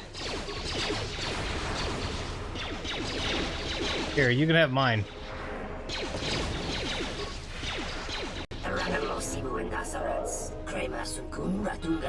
I thought you might see it my way.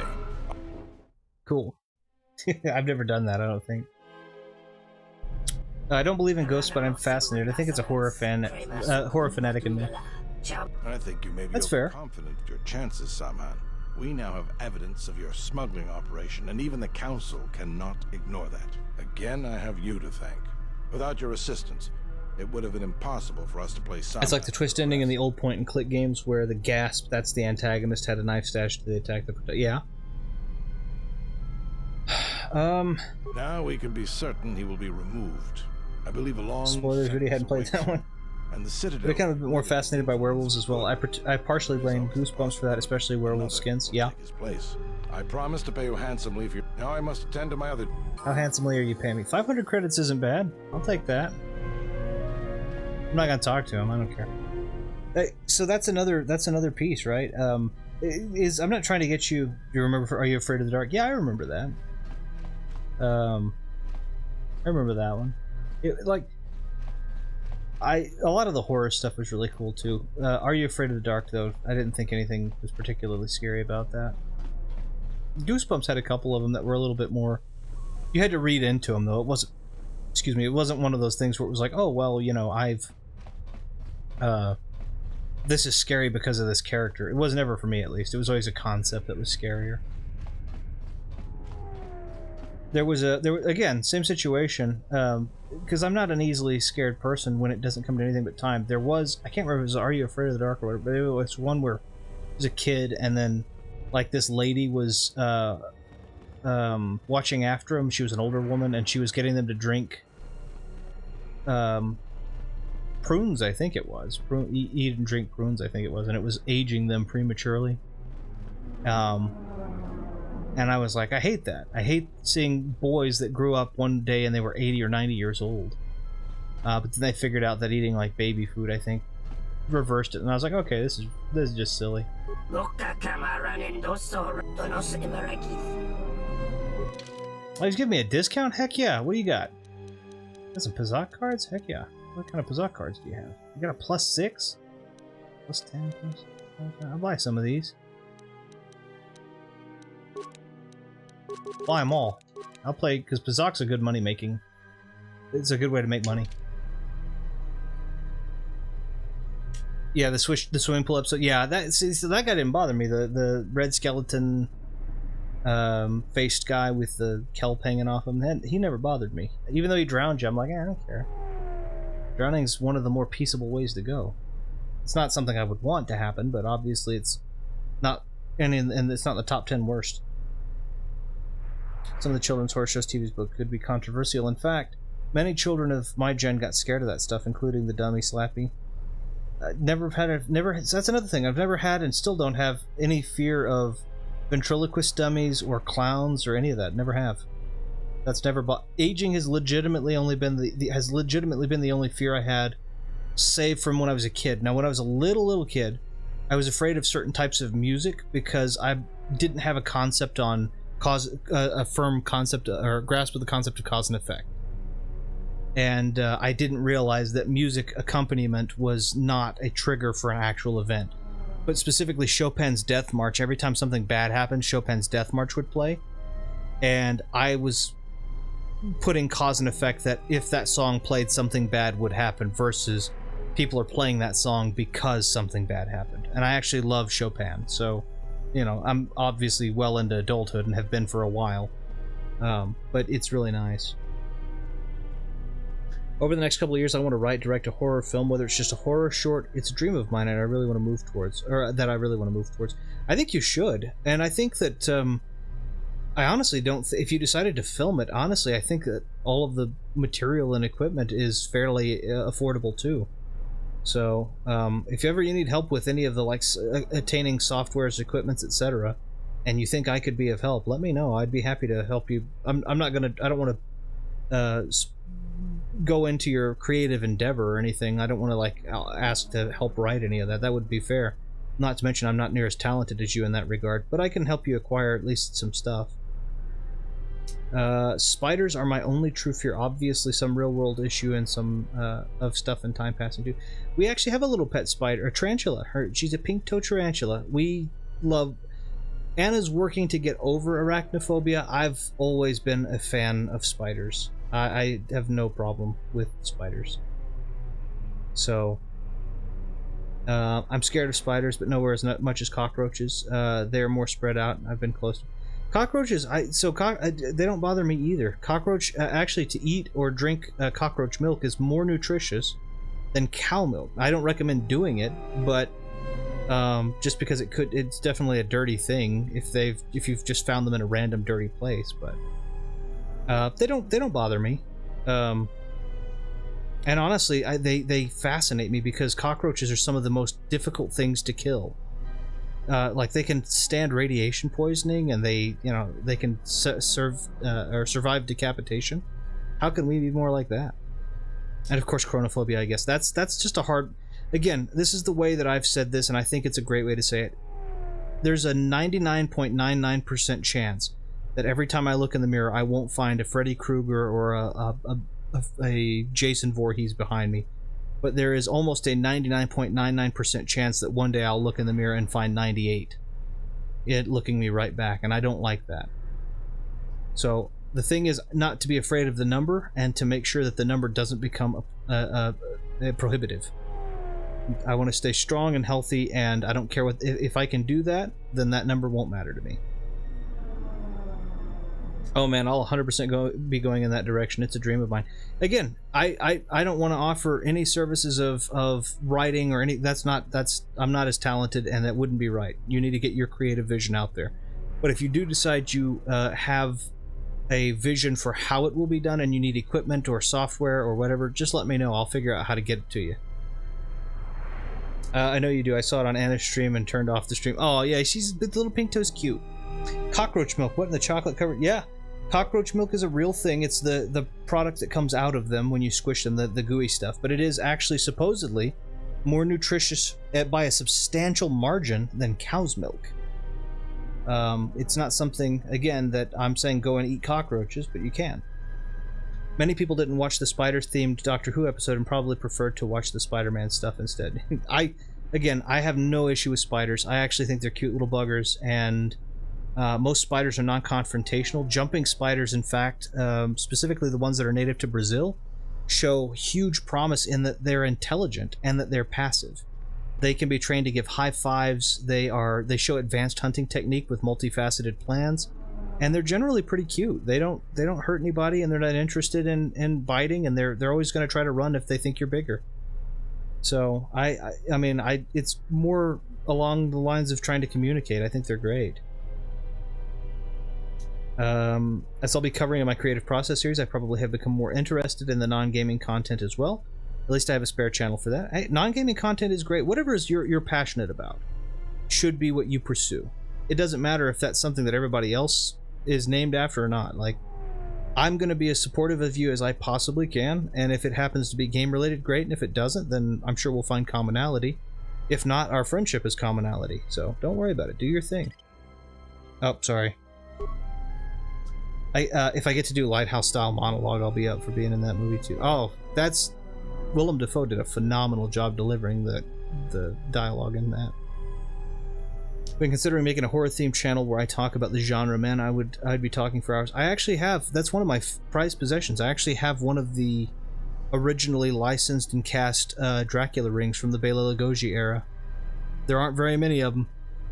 I have one of them. I think there were only a couple made.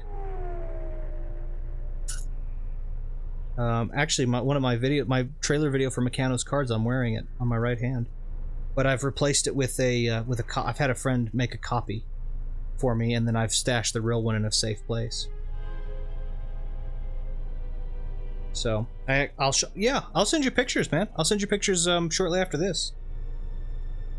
Jumping spiders, yeah, no, they're intelligent. Seriously, arachnids, stay on your webs and leave us be. No, they're intelligent. They're really sweet. 501st Pokemon Legion. Oh, well, I love this game. Well, I gotta give you... So, I don't know. I gotta be honest with you. Welcome, by the way, to the stream. I'm actually on the tail end of it. I'm gonna go to the Tealosian surface, and then I'm gonna call it there. But I will say thank you for coming in and welcome in, and I will be streaming this game, as far as I know, until it's finished every Sunday or so. At least every Sunday I can. I don't know anything about Pokemon, but I do know the 501st, and that's awesome. That's a really epic name. 501st, both in the cosplay way, as well as the actual 501st Clone Legion. So that is awesome. Yeah, I'll show you some of that. As far as the jumping spiders go, yeah, no, they've what am I? Hold on, I gotta remember where I was. I just broke a criminal. Good lord. So what I probably should do is go to the residential module to see if I can recollect my loan. If I can't recollect my loan, then I need to go to the dock module and make my way to the surface. And so, jumping spiders have actually been shown to have a high level of intelligence. They're completely passive. They're incredibly sweet. We had one for a long time, and he got free, and we believe he hangs out in the plants near the living area.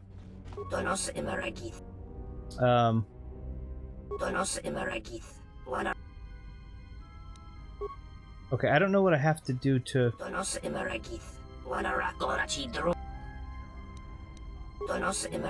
Okay, I don't know. I'm not really all that concerned about getting my 2,500 credits back, because I don't need to buy a lot of what I'm doing.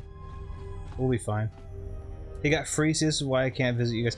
We had an enclosure for him. We had a whole habitat set up for him, and it was a great little habitat, but I think it was during one of the feedings that the habitat, the little humidifier, the little temperature thermometer, reads the humidity and the temperature in there. I think he was able to get out through that little hole. We found him in the plants of the living room, but we didn't transport him back to the habitat because the plants were being ravaged by other insects, and he actually took out all of those insects in a matter of 2 days. And we were just very appreciative, and we let him have his space and do his thing, and sometimes we'll hold him and pet him, and that's about it. He's real sweet. Okay, so this is a Zerka officer, which tells me that this is probably a Zerka-controlled module. Yeah, there's the sign for Zerka, so that's not gonna they're not gonna let us through. That says Zerka Corporation. That's just advertising the Telos Cantina. I should invent teleportation devices to enable this visiting port. That would be awesome. If teleportation were a possibility, and it is technically a possibility, there's a book called Theories of the Impossible by Michio Kaku. I think he published it in 2007. Pretty darn good. It talks about our actual in-the-work progress up to that point of... oh, the Ithorian compound. Oh, shoot. Gosh dang it. I said I was going to take care of the Ithorians. I could just leave right now, but I'm not. I'm going to go back and save Choto. I forgot. I turned in one of the brothers. I turned in Salmon, and I didn't think. Okay. You were all reminding me of this edutainment game titled Microsoft's Dangerous Creatures with Spiders and many more in the Animal Kingdom. I don't know if I've ever played that. I'd take a peek at it, though. I liked edutainment games. I grew up playing the Oregon Trail. I think was really kind of the newest thing at that time. So again, I started off with Pong and Atari and all that kind of stuff. So I'm a little far back on that. Okay, I need. Oh shoot! Before I do that, I need. I don't have any better clothes, do I? Let's put on some stuff. That's a defense bonus once, better than 0. Let's put on stealth +2. 42 reflex damage. Go ahead and put on this just in case I can stealth it. Immunity to sonic blasters is good. Put on a melee shield and an energy shield. No, what does my armband give me? +1 Constitution, so that's +1 to my HP. Or that's plus to my HP. I can wear the reflex package. What is this? Regeneration? That would be better. I need a better Constitution, though. Which I don't think I can artificially raise, but maybe. I need a Vibro Sword because I'm a melee combatant. And I think I did dual focused. But I take a penalty to the offhand, I'm pretty sure. And we'll do this with the Vibro Blade. Zabrak. And then I need team. Sorry, really quickly, I got to build this back up because I'm about to go into a fight. I don't think I'm going to lose, but I also don't want to. Those are famous last words, you know. She doesn't have anything. Oh, she can wear the breath mask. That's a medium. I think that requires medium armor. Hold on. Nope, I can wear it. It's mine. Okay, let me go back. Let me catch the comment. Yeah, the creator of the channel was a big Star Wars fan, fan of Star Wars and Pokemon. Channel's original name was 501st Legion Gaming before she got sick. Oh, I think I'm familiar with the 501st Legion Gaming channel, and let me check. Actually, I think I'm subscribed to that channel.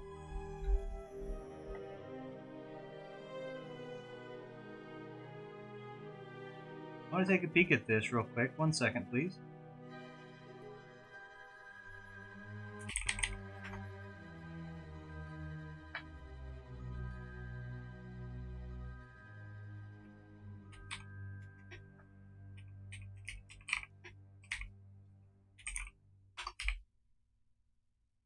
If I spelled Legion right, which I didn't originally, sorry about that.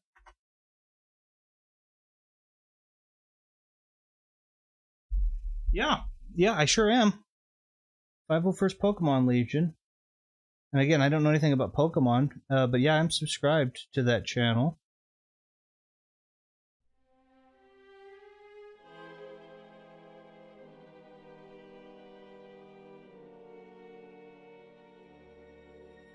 But I didn't...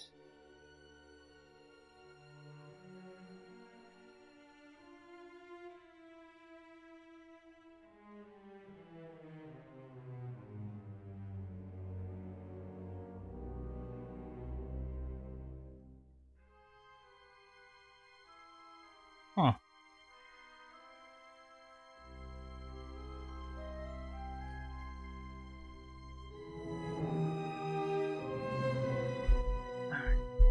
Yeah, I'm subscribed. I just didn't realize. I saw the message, but I didn't realize that. I'm so sorry about the loss. Yeah, that's more along. Well, and I still am subscribed. I'm subscribed right now. I just checked. But I don't usually drop in for a lot of the Pokemon stuff because I don't know enough about it. I say it's after my time, and I think that's as accurate without going into the weeds as I possibly can. I just don't know enough about it. And it's way too far ahead of me. Even back when the original 100 and whatever there were out there, that was just after my time. So it's not that I don't want to show support to the channel. I don't know anything about Pokemon. So, but I'm so sorry. I didn't realize that things had taken such a serious turn, and I'm so sorry about that.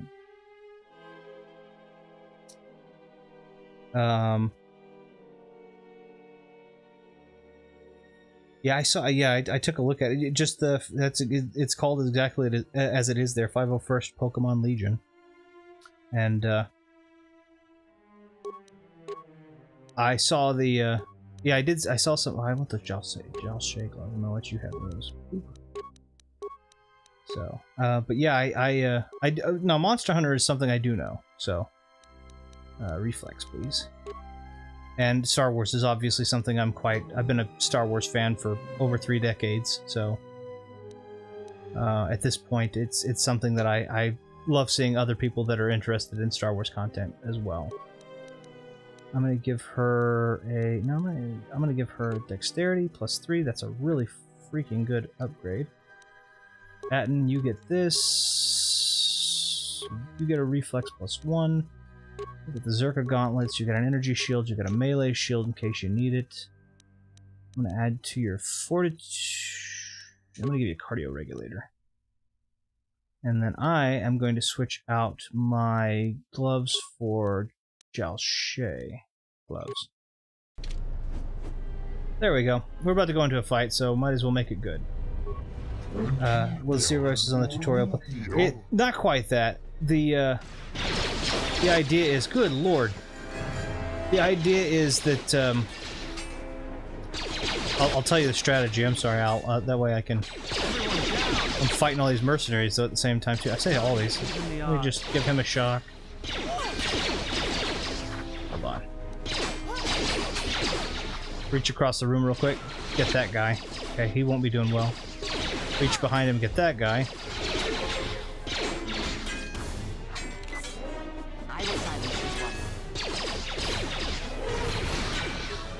Okay, 1 second, I'm gonna take these guys down real quick.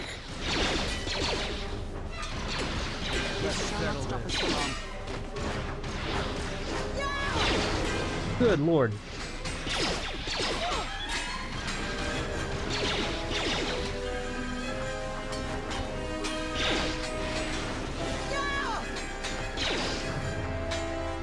They'd probably do something better than what I was doing.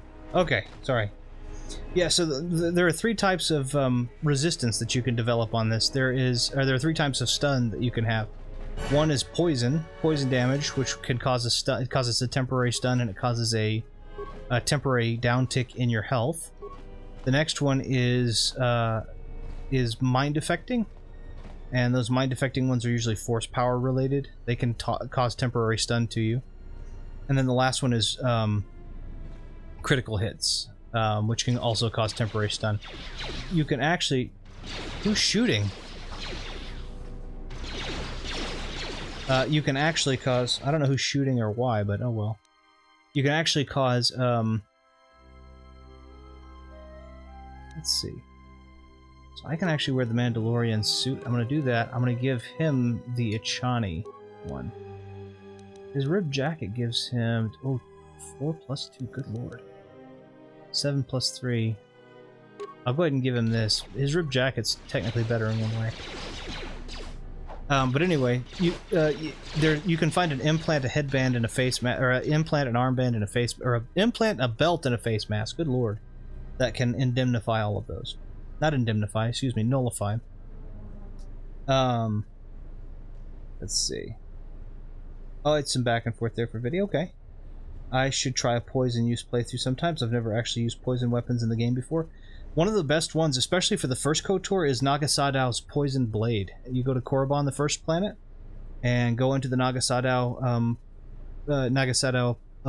tomb, and there's a puzzle on your left you can do, and you can use the Poison Blade. You can also go to Manon and get a Geno Haradan Poison Blade from Hulas. It's fun. Yeah. I almost couldn't tell you the poison type Pokemon. I didn't know that's a thing, so I was assuming Star Wars. So, if I was wrong, I'm sorry. Yeah, there's a lot of poison weapons in this game too. That guy is really, I'm carrying 2 swords, and that guy came up and decides, oh, I'm gonna kick him in the face with my foot.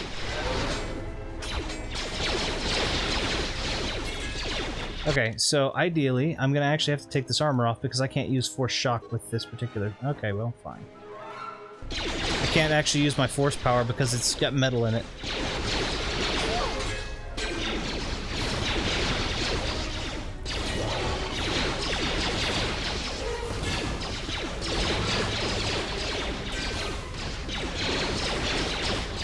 This is gonna do some damage.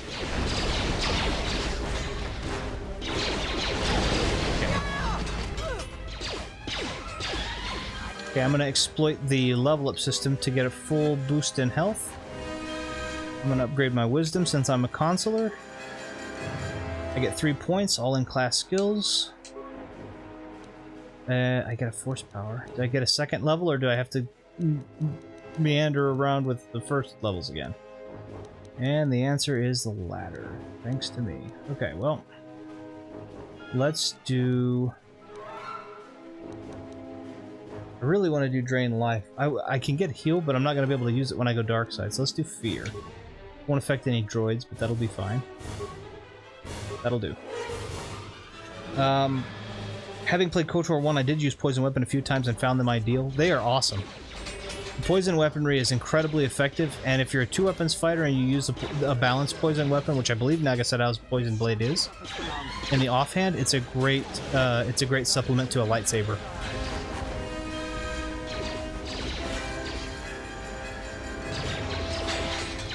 This shall not stop us for long. But the idea of these types of games, in my opinion, is just play them the way you want to play them. I love these games. I'm not trying to min-max or make the most effective build, because I guarantee you I will pass this game regardless. I have passed this game, you know, 300 plus times in the past 20 years. So, and done a lot of it by mistake. You don't have to min-max. You can just play it and have fun.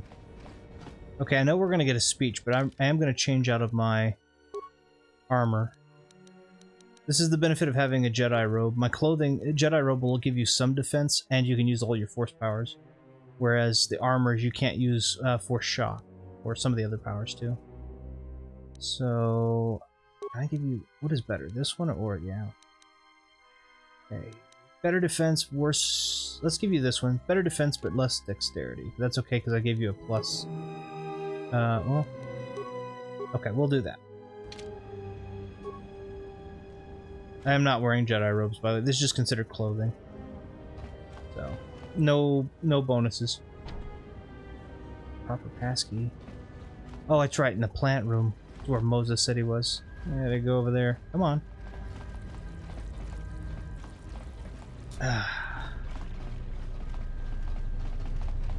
There are a lot of these clear-out sections in the KotOR games, which I don't understand. Okay, now that I can use Force Lightning again, you're in trouble. Actually, you're in trouble.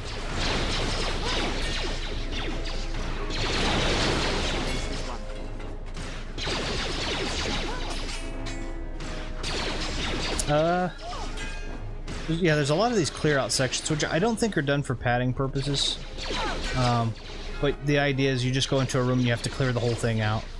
So, like in this case, I'm clearing this whole complex out. There's also a Sith base one. Time to take you down to size. And a fun fact, I use the TSF, which is a Telos security force, to get all of the stuff that I need to take back. But this is the plant that they wanted me to take the leaf off if I would have done the illegal stuff. So that's why it's got a shield on it. I was talking Star Wars, LOL. There are 18 types of Pokemon, though. Normal, fire, water, grass, electric, ice, fighting, poison, ground, flying, psychic, bugs, rock, ghost, dark, dragon, steel, and fairy. Yeah, and as I understand, there are hundreds of individual Pokemon that fall into that. And so, that's why, like, in 95, I think there was already, like, 150. And, that's my thing. So, I know Star Wars, again, I grew up with, you know, episode 4, 5, 6, those kinds of things. You know, I've read the books, all that, but I didn't jump into Pokemon. That's fine. Star Wars, you know, like I said, I've had 30 plus years to envelop myself. Pokemon hadn't even existed that long yet. Pokemon came out in 1995. I'm fairly certain, so. Yeah, we're up to 1,000 plus. Yeah, that's a little overwhelming for someone who's not really been into it to come into. Not to say that I wouldn't play, but like I've played Pokemon games before with my wife, but it's just there's so much. It's just super hard to keep track of. Chodo Habat, you will die along with your herd. That's none of my concern. Perhaps, but not today, Ithorian. This is the best that you could muster to come to your rescue? Very well. I shall add their bodies to the dead. I love that he's clearly not an evil bad guy voice. He's really just a mercenary. I don't understand why he'd have to sound like he was evil, because as far as it goes, he should just be a hired hand. As far as I know, hired hands don't have random, don't have particularly, scratchy voices, but maybe.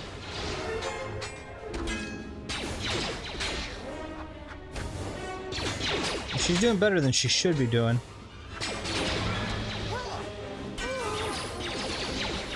Alright. Shock this guy. Got enough for another shock.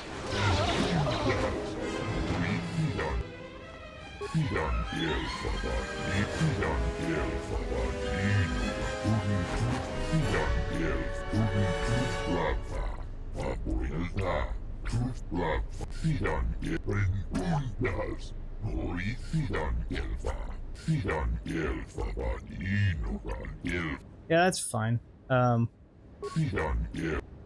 Okay, I got light side points. Again, I'm playing light side up until I get through Nar Shaddaa, because I want Mira instead of Hanhar. Because Mira can be turned to the light or the dark side. She can be turned into a Jedi or Sith, a Force wielder. Hanhar cannot. But you only, if you go to the planet dark-sided, you automatically get Hanhar, and if you go to the planet and end up light-sided, you get Mira, and I want Mira, so. The interesting thing that I've noticed is that there have been no additional elemental types since Gen 2. They seem to have had the rock, paper, scissors combat down pat. Nice. People complain that not all 1,000 Pokemon are in the game, but they don't understand that Pokemon is the only game with that many creatures in it, and having that many in the game would mean poorer graphics, and the fans want top-of-the-line graphics. Yeah, that's fair. I'm not necessarily an expert in that, as well as the Pokedex controversy of Gen 8, but I understand that. I understand only the cursory information on that. Now, as far as the gameplay goes, I definitely understand object limits, right? I understand not wanting to have... let's transit to the dock module. I understand not wanting to have your game overloaded because of graphical limitations and the like. And when you've got 1,000+ characters, that's definitely going to be pushing the boundaries of some solid states. Okay, I need you to let me in. RZ, so Restoration Zone 0031. Thank you. I could technically have just left, and I don't know what happens if you don't defend them and you just leave, but I'm not probably going to do that.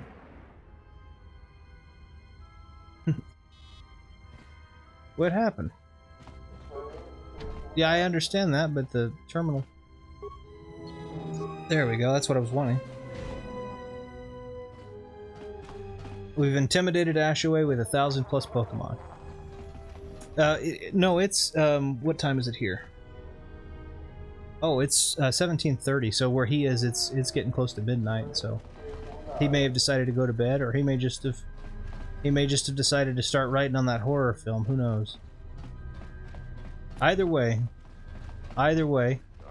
whatever I can do to support you if you see this after the fact, bud.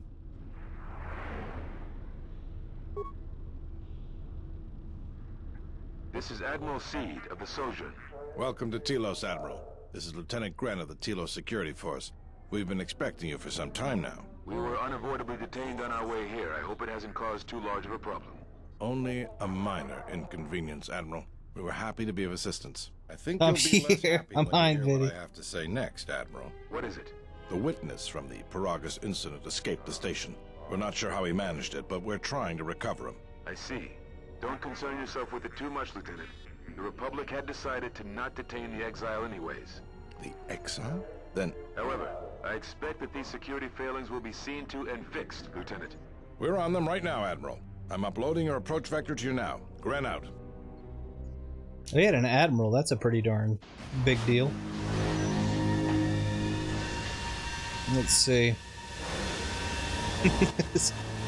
I'm behind Viddy though. Oh wait, you're right, I thought all the types ended in Gen 2, but the dark ones. Again, I don't know, I'm sorry. I love Pokemon, my favorite thing is Blue Eyes White Dragon. I could be wrong, I think that's Yu-Gi-Oh! I've just turned around and it's a ghost from the Retro Room chat. My favorite Yu-Gi-Oh card is the Charizard. Nice. Yeah, Yu-Gi-Oh is another thing I know nothing about. I don't know anything about Yu-Gi-Oh! I don't know anything about Pokemon. The only card game I know a lot about are the ones that use the 52 regular old cards. And again, not to plug, but if you've seen my stuff on the Mechanos Cards channel, I like to believe I'm decently proficient with them because I've been doing stuff with them for so long. My favorite Pokemon is the Dalek. Wait, that can't be right, Doctor. Nice. My favorite TBC character is Ash Ketchum. Sorry about that, Ash Ketchum. Good to have you back, General. Someone used time travel to mess with Pokemon and change history. We get our sonic screwdrivers. It's a great way to catch up with you all. Nice, very nice. This is KotOR, by the way. Easy now. You survived one spectacular crash. I absolutely love KotOR's voice actor. He's just very soft-spoken and very clear and articulate. And I love it. But it's only fair. I owe you more than one, General. You must be in shock from the crash. Have to expect some long-term memory loss from that. Too bad he's not a droid, huh? We can't all be that lucky. I'll humor you, General. I was one of the Iridonian Mechanic Corps that was at Malachor. KotOR. I can see how you'd forget me, being that I was the only one. Don't think too hard. I'd rather not talk about the war. Retro, you still need to make a video on how to kill a human with thrown cards as dresses Gambit. I did one of I started making the throwing cards one, and I just didn't have enough room to really demonstrate it, and the angles weren't good, so I had to figure out how to get that reframed. But I will do it. Less unharmed, and the old lady, well, she's tougher than she looks. You know, I never thought I'd see you really again, Tom Addo. Galaxy's a big place. And this is the last. I love how Kart's voice actors in Mass Effect as well. Yep. It's that is Raphael Savarge, I think is how his name is said. He's got a wonderful voice. But yeah, he plays Caden, I'm pretty sure. He also is in he's also in Once Upon a Time. So lots of great things. I want to play the Mass Effect. I need to play the Mass Effect games. They are really good. My name is actually Winston Merriweather Pickletooth III. Wow, that is a mouthful. Got some news for you, General. That shuttle of yours is done for. Scrap. Well, we did get gunned down. Well, this is familiar. Feels like my last time on Telos. Crashed the shuttle that time, too? Nope, Pazak. That was not the most pleasant landing I've endured. Next time we should perhaps seek out a more reputable pilot. The fact that we were all ejected from the shuttle and are alive, that's pretty impressive. Pilot, we could have hit the shield wall or one of those rock faces. Yes, our current situation is a vast improvement. It actually is, Kreia. Beats me. No one's supposed to be here but a Zerka research team. I can't say they'd be happy to see us. I think Alvin and the Chipmunks named a kitten Cookie Chomper the Third. Oh, I hadn't seen that. That's pretty good. You know, I caught a glimpse of Caden Alenko. I hope when they make the remakes for KotOR 1 and 2, they rehire him for Karth. Now that's a name. Yeah, it is. I think that I imagine they will. And same thing with Bastille. I figure they'll get Jennifer Hale back, and obviously I think Candace's voice actor is important to, because Karth is in this game too somewhere, but it just depends on circumstances. I can help you find it. I came hoping to repair whatever damage your shuttle. We'll have to get. Shoot! I don't need to know KotOR. I know what it is. First, there's a mercenary. Good lord! I opened up. The vicious wide-jaw predators. Yes, I know what a Canuck is. Right. The Canucks ate them all. Without the Ithorians to maintain the accelerated ecosystem's balance. Okay. That's the plan. Alright, I'm gonna have to have KotOR in the party as well because he's got the shield breaker ability with that arm of his. And those look like Mandos. Okay, so I have to have Bayo and probably she's a 6th Jedi consort. Probably I'll take Atten. Kreia could be a healer, but I think I need Assault. No, you know what? I do need a healer. KotOR can play Assault. He's pretty good. Okay. And he's got this little remote, and that little remote's really cool. It's just called Remote. Doesn't say anything, it just follows us around and shoots. Alright, real quick. I think that's going to be where I'm going to call it, so I'm going to go ahead and pause real quick, and then I'm going to see. Let me go ahead and save the game, because there's no autosaves. Well, there are autosaves, but they're not... perhaps as reliable. We'll save on 5 there. Let's see. It's not a character. It's not someone I'm aware of. You all will be talking about voice acting talents. Make sure you pay them properly, or they'll boycott Bayonetta 4 should that ever get made. Yeah, that whole thing was a beast of an issue. And when we got to the bottom of it, I was remarkably disappointed. I hope they give voice acting to the main characters as well. I'd love a voice for Revan. That'd be nice. I think that the problem that we have with that, I think the problem we run into with that is that generally the main characters are voiced by characters that are already voicing characters. Think of FemShep, for example, in Mass Effect. I think male Shep is Matt Mercer, and I think Matthew Mercer, and I think FemShep is Jennifer Hale.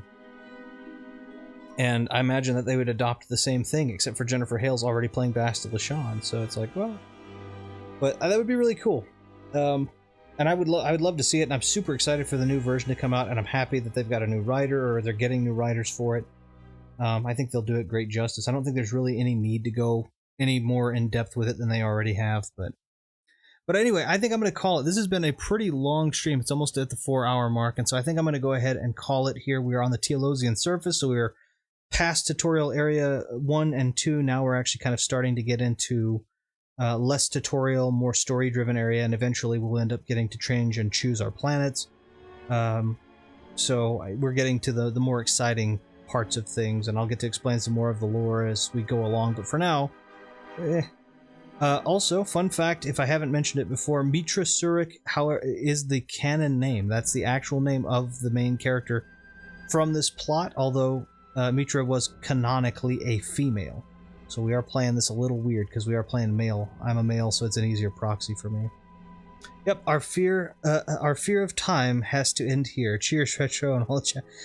My fear of time doesn't, but our time here has ended, sadly. Cheers, Retro, and all chat in the stream. I appreciate you for coming in, Vinny. I also hope, Retro, you're messaging the stuff for your collab goes well. I'm gonna try. I'm gonna try again here. I think I just made a mistake. I'm gonna give it another shot. So I do that. I've got some stuff I've got to send to Ash as well. I don't have to, but I think he would enjoy it, so I'm gonna do that any which way. And yeah, I hope you guys all have a wonderful time. Let me go ahead and get switched over here to the ending. Get some nice music in. Just a gentle fade in if we can.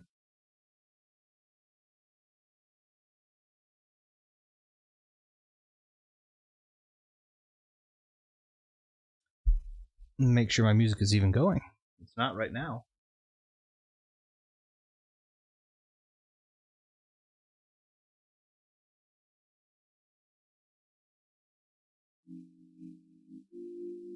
There we go.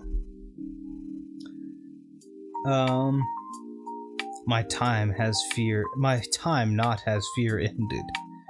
Time not fear ended has mine. Anyway, big thank you to everybody who showed up. Thank you for Ash and Viddy and for 501st Pokemon Legion for coming in, saying hi, talking and interacting and having fun. The whole objective of this channel is just to hang out and play retro awesome games, sometimes new games. Obviously when Jedi Survivor comes out, we'll jump on that. But getting to play those types of games, talking with friends is really the key, and playing those games and bonding over those kinds of memories. And I think we did a great job in getting to do that today, and even discuss some of the things that people are doing that maybe aren't as popular in that. Maybe the chasing of the clout and numbers and all that kind of good stuff. I thought it was really good to get to talk with you guys about that. But anyway, I appreciate you guys for all showing up, saying hi, hanging out with me. I'm going to go ahead and let you guys go. I want you to have a wonderful evening, night, morning, afternoon, and rest of your Sunday as well as Monday for you, Viddy.